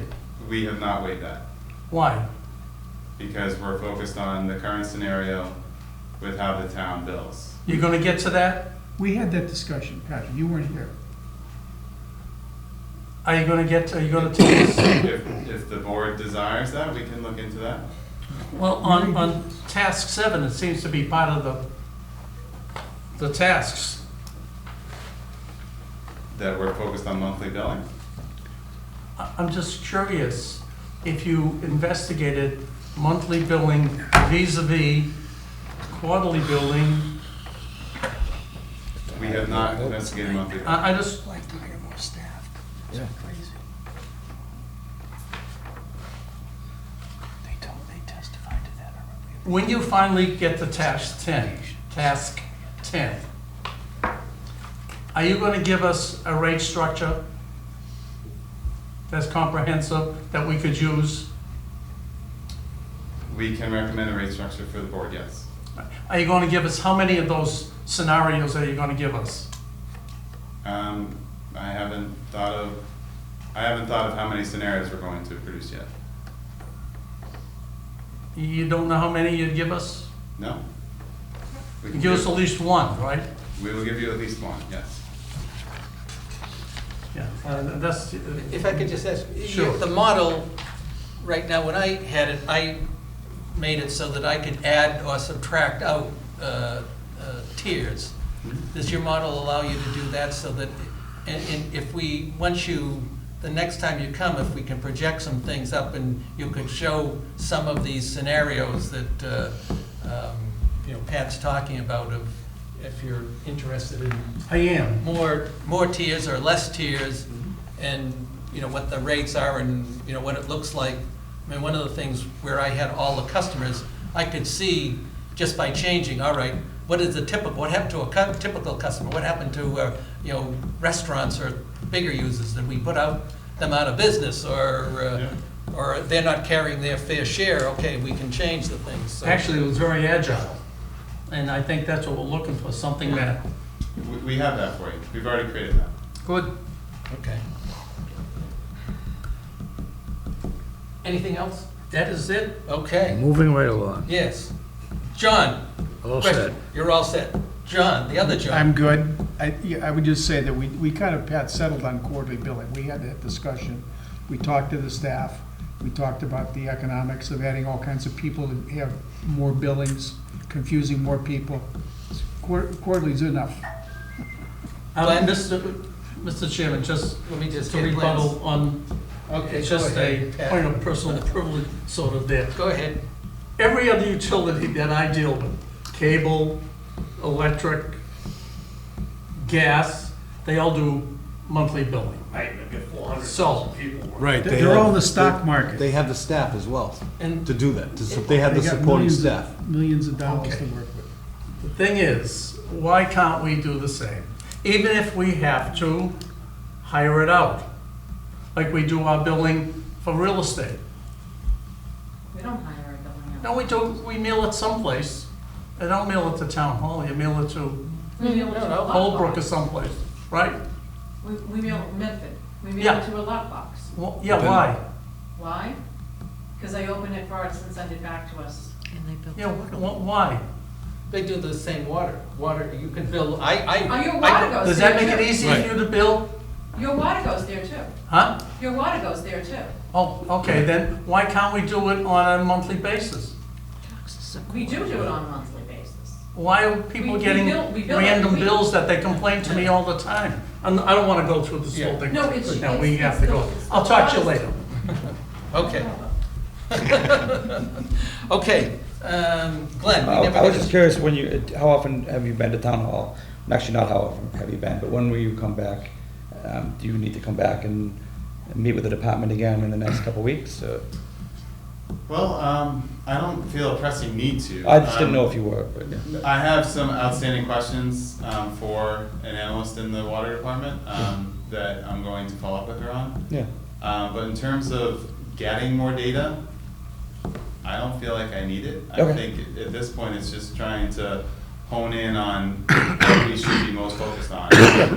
Which we're discussing now and trying to Yeah. give you direction. Yeah. I was just gonna mention the chairman has been involved in a lot of this, you know, down to the nitty gritty, and Yeah. you might reach out to him at some point during your process, whether you're here in Walpole or not, and I think, Yeah, you know, no, that's a good idea. and we can funnel our That's direction purposeful. through him if he's not sure. But I think that would be helpful. One of the things that I would like to emphasize is right now, the revenue is not coming in because of the fact that it's wet, and, you know, we have to generate, the water department doesn't get subsidized by, you know, the tax rate. Yep. And if we're running short, We're running a deficit. and we are at this point, and later on in the meeting, there's information that I've been collecting. The only answer to that is either to get people to drink a lot more water, or we have to adjust the rates.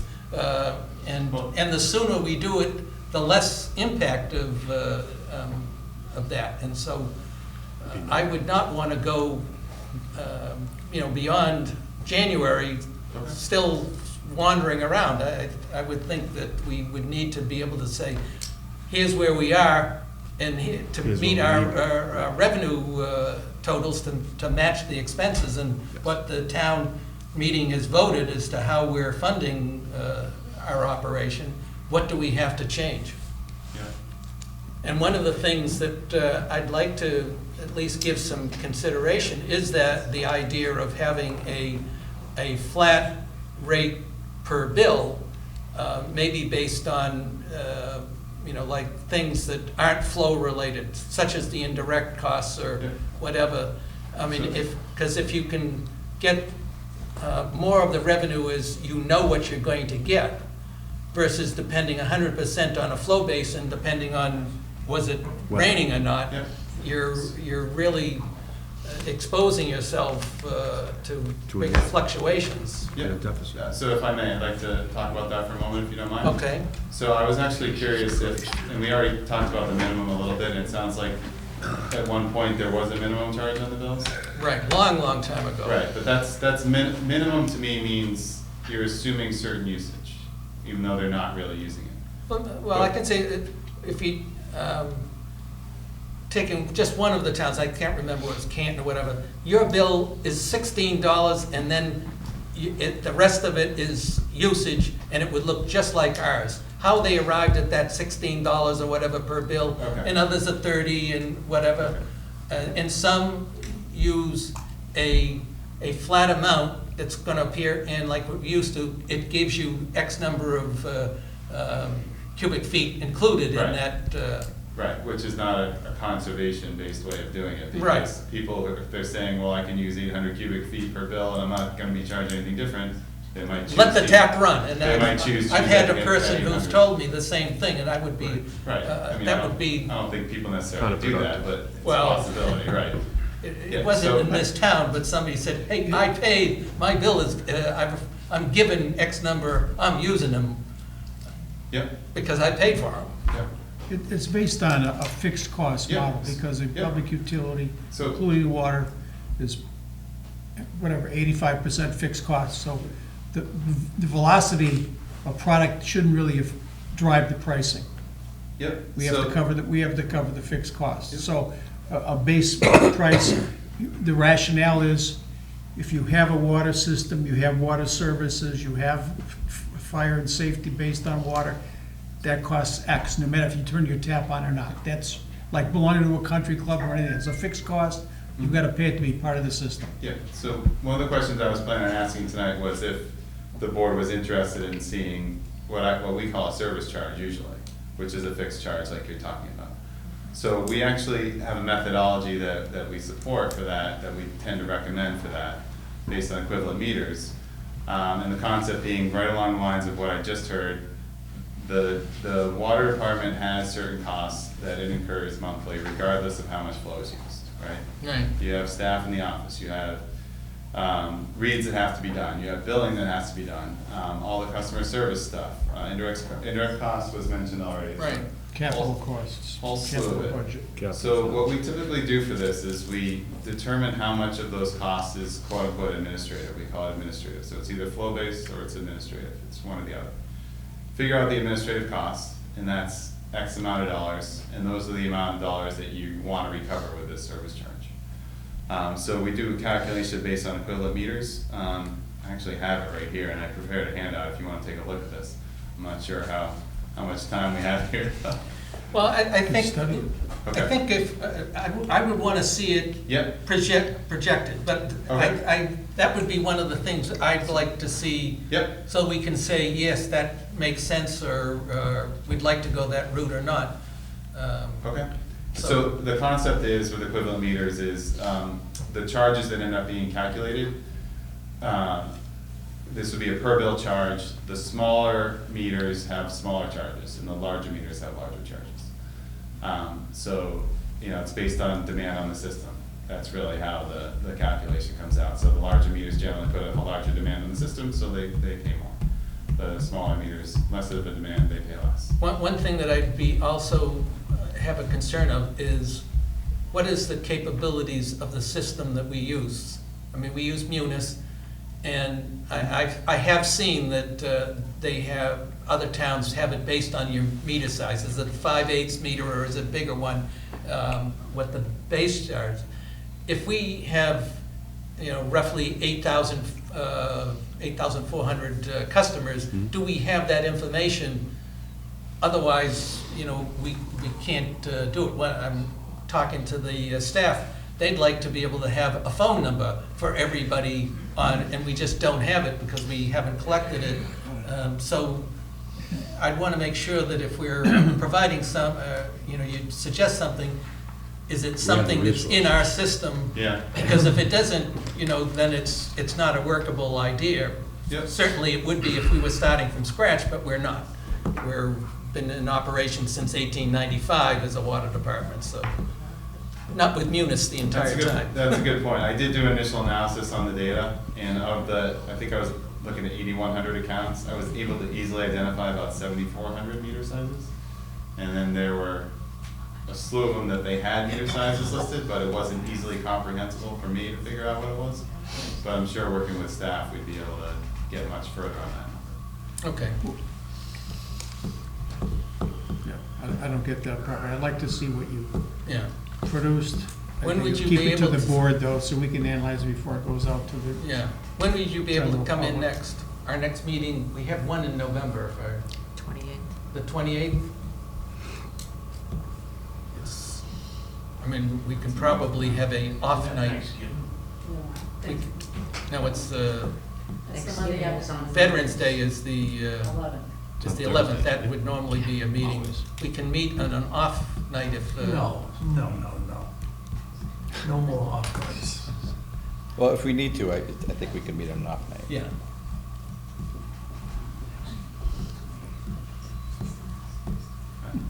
I'm not Creature sure. of habit, are we? I have a schedule. Oh, I understand. I have a life. Okay. So I'm could- programmed.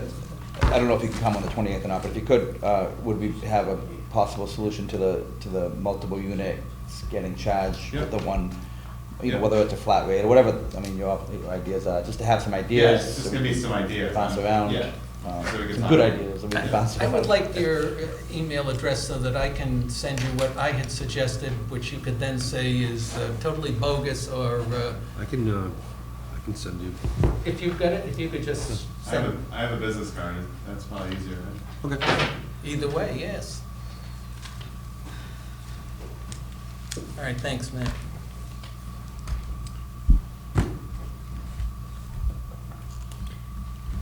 Okay, Not be the 28th. Is the 28th really? Thursday. That's a Thursday, it would Yeah. be the 25th. so it'd be the 25th? I think the 28th is Thanksgiving. Yeah, we could. Which is why you were a little hesitant, I understand that. It just seemed late, yeah. Yeah. We can plan on that night, that's fine. 25th? Well, I should probably check my calendar, but I don't see why it'd be an issue. Now, I'm thinking that we may have to adjust the rates mid-year. What do we have to do if we wanted to, we'd have to have a hearing in, Public hearing. a yes. public hearing to do that. Yes. So, And I would- have to if we advertise can, in the paper.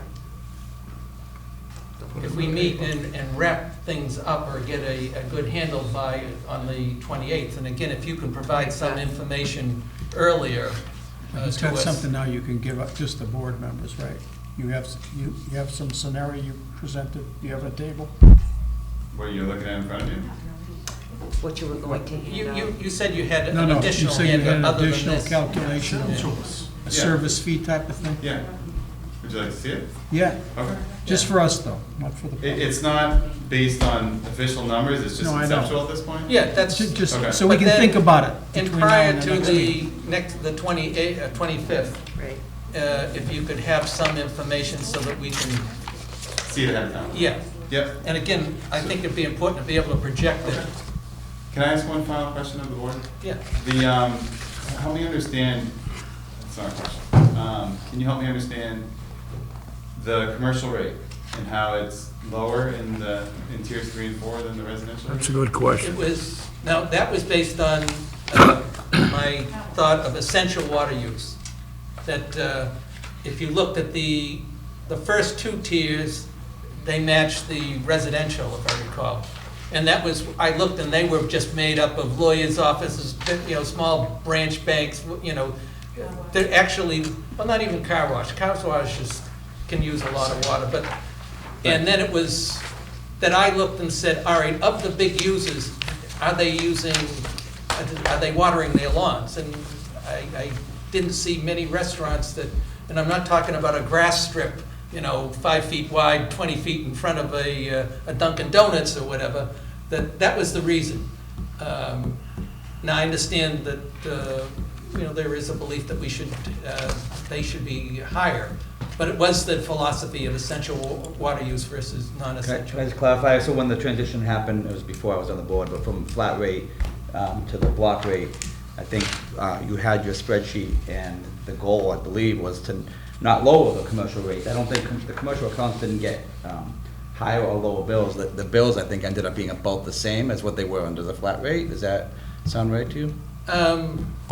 So in other words, we didn't want to do I don't know if I looked at it like from that goal, but the idea was where I saw that the bulk, actually, of the commercial accounts use very little water, because they're, a lawyer's office or a real estate office or whatever. Well, my recollection of when Yeah. you were talking to me was you showed me some of the results of Oh, yeah. your maneuvers. Yeah. The result was almost like a net no change on the commercial businesses Yeah. So when they're we gonna- made the transition, so they're it not- wasn't like a tax on them, essentially. So But certainly there were, like a Siemens was paying a lot. There were definitely exceptions, for Yes, sure. there were yeah. definitely, so if you were using a real lot, you were going to, and it had to be, to lower the first tier, lower 20% of what the flat rate was.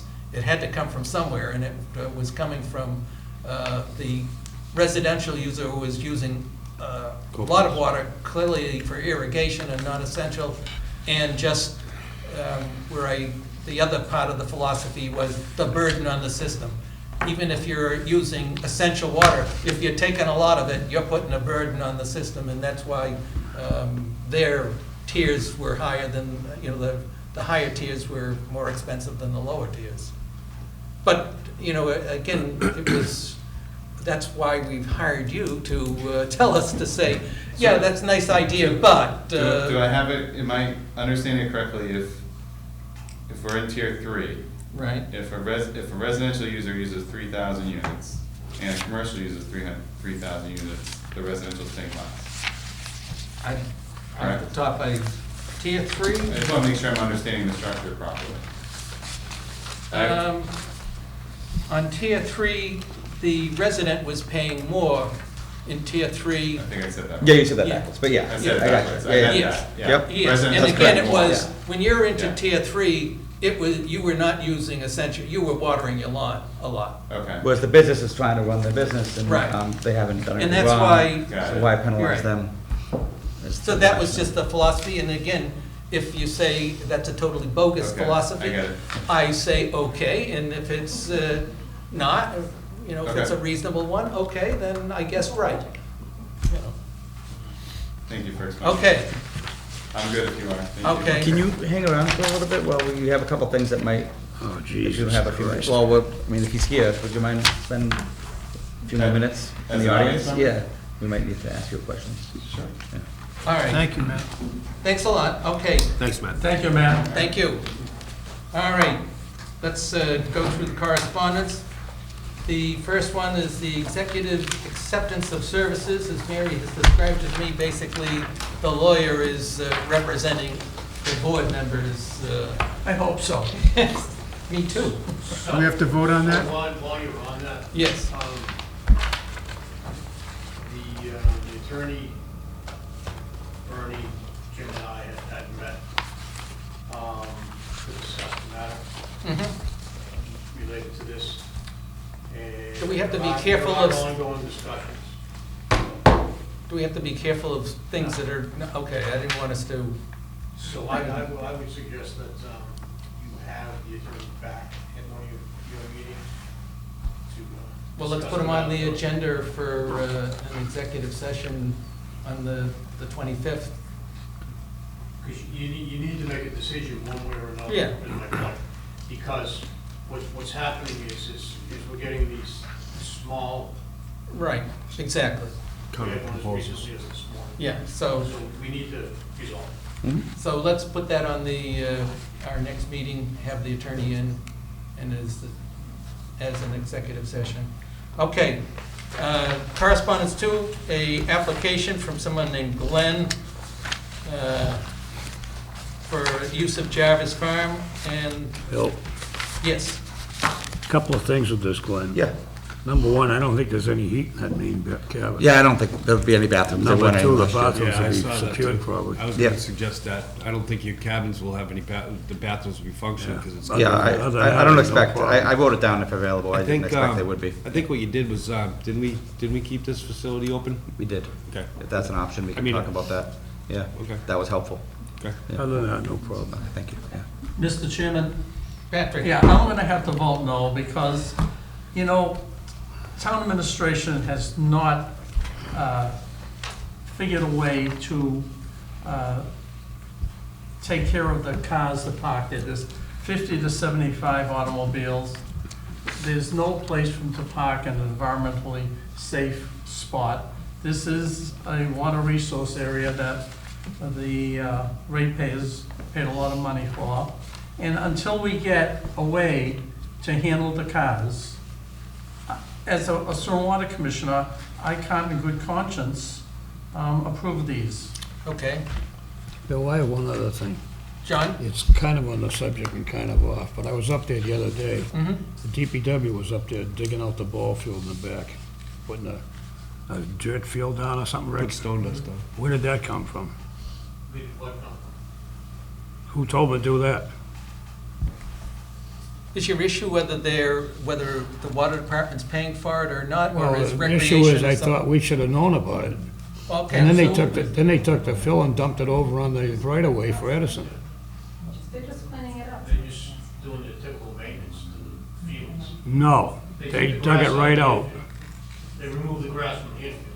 They removed more than the grass. No, they remove the grass and made them skin infields. That's what Okay, they did. did you see the What does- pile of stuff over on the Edison right-of-way? Yep. That's not them. That's not them. That's BJ's. No, it's them. I was there when they were dumping it there.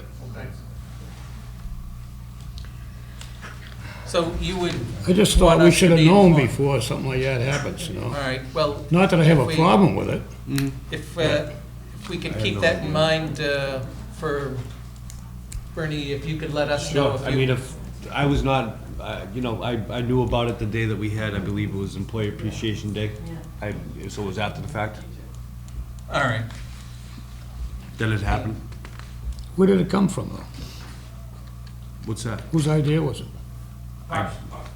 Parks Department. Well, they should be notified that they have to clear it through us for something like that. Why? Because we control it. If even as a courtesy, Rick, if you were aware of things, if we could just be notified. Any other issue with the? No, make a motion to accept it or Is there whatever. a second? I'll second it. All those in favor of approving the application, say aye. Aye. Opposed? No, Abstained? Can we have to sign 401. You need to sign? Yes, you do.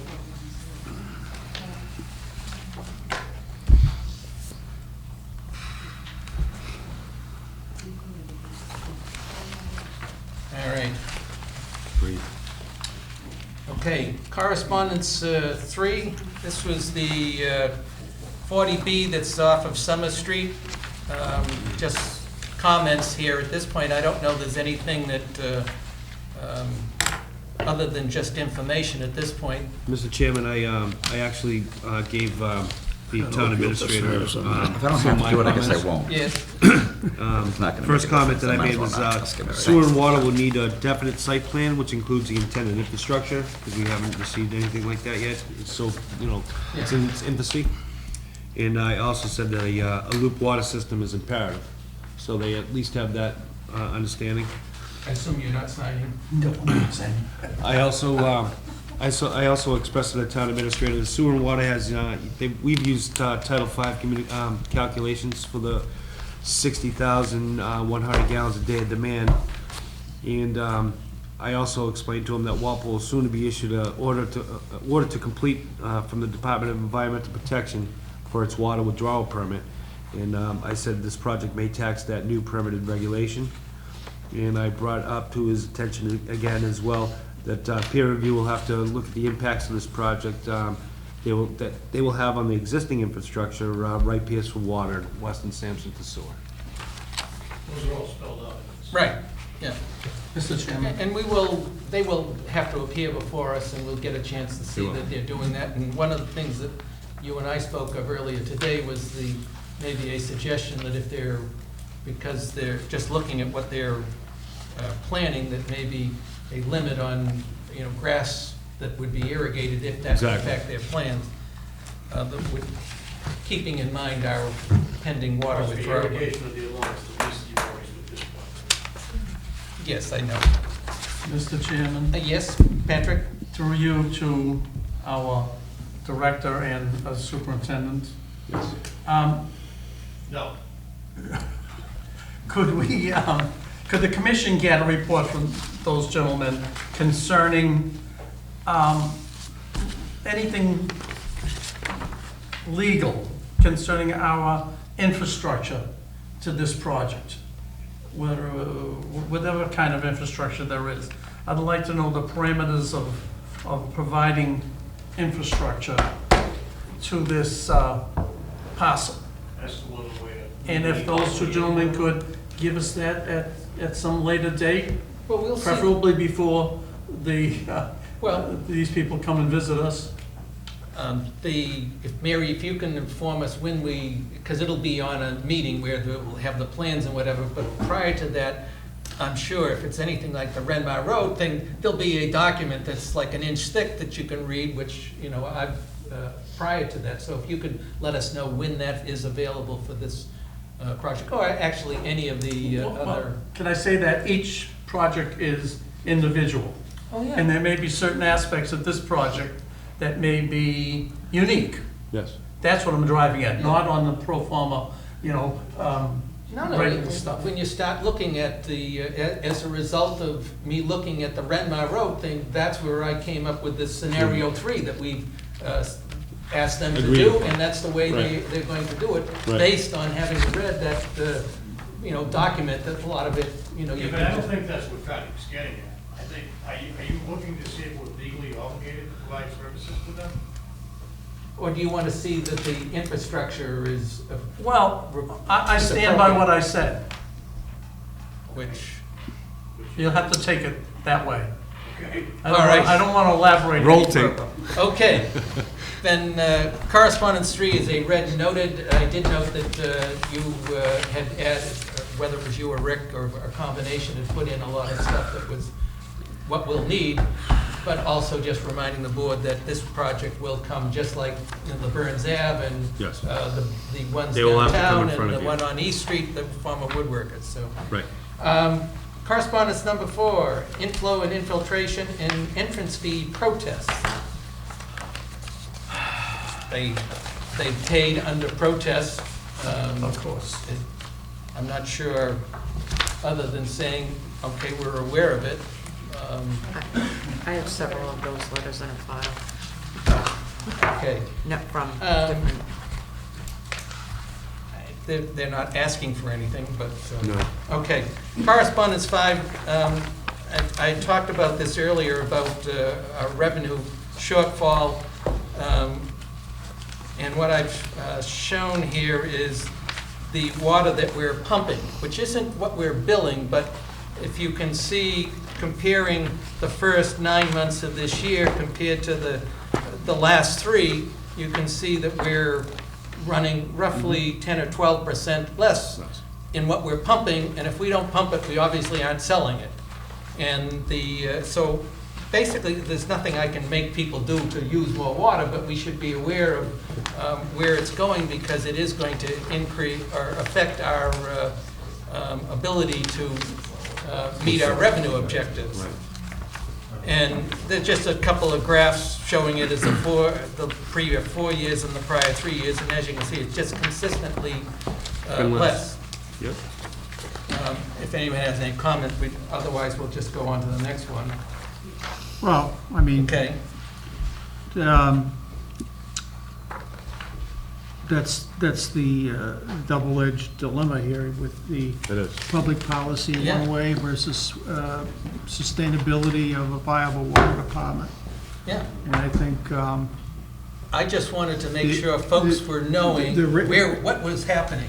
but the revenues are variable too. Right. If the water has to become more expensive to support the water department, so be it. And I think what Rick's talking about is essentially that potable water is a right. The state will back any of these people up for us. You gotta provide the service. You can't use it as a political weapon, an anti-business weapon, a development weapon to control who you like and who you don't like and who's gonna get water. That's never gonna fly. So, I think as far as this goes, conservation's great. I don't think we should be changing our practices. Rick, we got an award for conservation. Right. My but- purpose on the thing was just to let you know, this is what's happening. Whether it's good, bad, or indifferent, it is what's happening. Yeah, so I think, Yeah. And that's my It is only relevant. thing. yeah, so if there's a revenue shortfall, then we need to make up for the shortfall. Is that? Right. That's Well, what we were- but in a connecting the way, dots I it think here? that's what we're supports- trying to Which exemplify. is why I asked Matt to stick around. I mean, so. It supports the vote on the hotel in a way, because.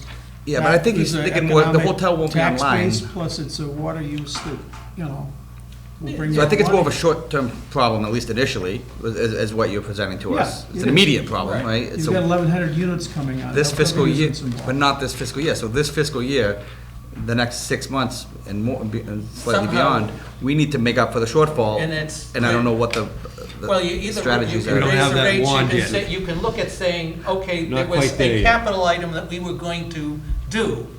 Right. Can we postpone it, which would lower our expenses? That's an idea, sure. And the That's other is what- to raise revenue or that's a what mix the of balance both. is. It's not, just, if we What- voted to buy I know, a Marilyn. truck and the truck can wait, Not that's, doing a capital project's not gonna bring in your revenue for. no, but you could lower your expenses. And I don't, Practices like that, you pay in the end. Yeah. exactly, This but is true. they, You so have you to- make a decision. you No, you have the truck won't last another year, can't do it. But if you said, and I'll take an example, we've been talking about relining or cleaning the transmission lines. We seem to postpone that, after a year. If you can do something. We just, The Well- company just went out of business. I just found that out this morning. Which company was that? It was the ice picking company. Did they? Oh, well. Yes. Oh, it was such an interesting thing, how to do it. Well, but So anyways, if we- there's an example of something that we had decided to do it in one fiscal year, and we decided to postpone it. And those are the things that potentially, and it's not going to clear this, No, the revenue it's not gonna make shortfall, up for but this. I'm just saying that it isn't just raising more money, there is the potential, and you may look at it and say, there's no way that dump truck won't last, we have to replace it, or I'm asking, whatever. is your rate too low or is your rate too high? Your rate's not too high. How do you know? Because you're not You bringing may, revenue in. people may not be using water because the rate's too high. It- The best conservation measure in the world is a high rate. Well, that's true, but I can also just say, we've had a wet year, and We've had wet years. I know, and I was gonna do historical just to see in the past, but we also had less users. It's not all types of wet weather. No, and I think it shouldn't be, because that was one of the reasons that you go to an inclining block rate, to encourage the non-essential use to be The reduced. large water users, the large residential water users in this town will have their irrigation systems running in the middle of a pouring rain. I agree, I agree. The next one is correspondence number 6. Basically, so that we don't find out at, 9 months into the year that we're running behind, I just wanted to let you know that the fiscal year 2020 plan, the plan was for us to collect from user flow, usage of water, $5.3 million. And that the first quarter, and on November 1st, or shortly thereafter, I'll be asking Jody, what's the revenue number for October? And so, if just dividing the 5.3 million, we need to bring in, on average, 442,000 every month. We understand that the flow is, high during the summer, and so you bring in more revenue. And if you look, the September number is higher than the average. It'll be interesting to see if that continues. But again, I'm just passing along, here's the information, and I will try and provide that on a regular basis so that we will know, rather than finding out at the end of, towards the end of a fiscal year, that we got a problem and what can we do about it. Thanks, Bill. Correspondence 7 is the issue with the water bills crossing the fiscal year boundary. And I just wrote it out so that everybody understood exactly what we've learned, and just what the problem is. What I've done is gotten the access of all the billing information that, for the bills that cross the fiscal year boundary, and looking to see how many customers were affected by this, and to what degree, how much revenue, and then we can then talk about what can we do about it. But again, I just wanted to make sure that we were all aware of what the problem is. Unfortunately, we told through social media, Glenn. Oh, yeah. Hi, Glenn. Yeah. That we were going to give credits, which probably, but we now have a problem, and I'll let you chastise us, No, I Marilyn. just think it was fairly irresponsible to put something on social media stating a fact that isn't true. The way that Munis calculates the water bills and has calculated them for years is at a certain rate. The fact that you went from 60-day billing to 90-day billing and increased your block rates, I don't believe Munis was informed of that change. Right. So therefore, their billing system didn't change in order to accommodate that. That doesn't mean that they're billing incorrectly, it's just that they weren't accustomed to the new structure that was set out in order to do the bills. So if they're given the correct information, then they would be processing the bills a little differently. But to state that the bills were incorrect and for everybody to go out and check their bills has caused havoc with our office, I'm sure with your office. Nobody said anything to us that this was gonna go out there, nobody checked with us. you know, to say, you know, how can this be fixed? You know, we can't just give everybody an abatement. It's Sure, so how can it be fixed? Checking with you now. We're working on to see what the problem was, Hmm? and also working on what we can do. I believe there is a negative bill file that can be created with certain criteria that Munis can upload into the system and would give each customer, let's say, a credit on their account. Right. And then we have to, there's billing changes Yeah. we'd have to do to bring in that code. And then if your bill runs and you have a $2.50 credit, it will take Yeah. that credit into effect, negating the credit for future billings, because there's so many different billing cycles. So we don't run all of them at once. So you'd upload the file, the credit file, and would run against that file for whenever your bills are run until the credit is satisfied. But So I'm, at this point, taking the information and finding out that for, you know, Fred Burfel on this street, his was his water bill, here's what it should have been, this would be the amount of the credit. And so that we have at least how big it is, how many, and then, okay, I'm able to get the information that you need on an abatement. If this billing file is a negative, whatever file that you're talking about, if I've already got the information, we're in good shape. If there's additional. The same thing happened last year. Yeah. With the first, you know, the bills that go out in July and August have part of each fiscal Right. year in them. You know, it wasn't a big issue last year because we stayed on the same 60-day billing cycle.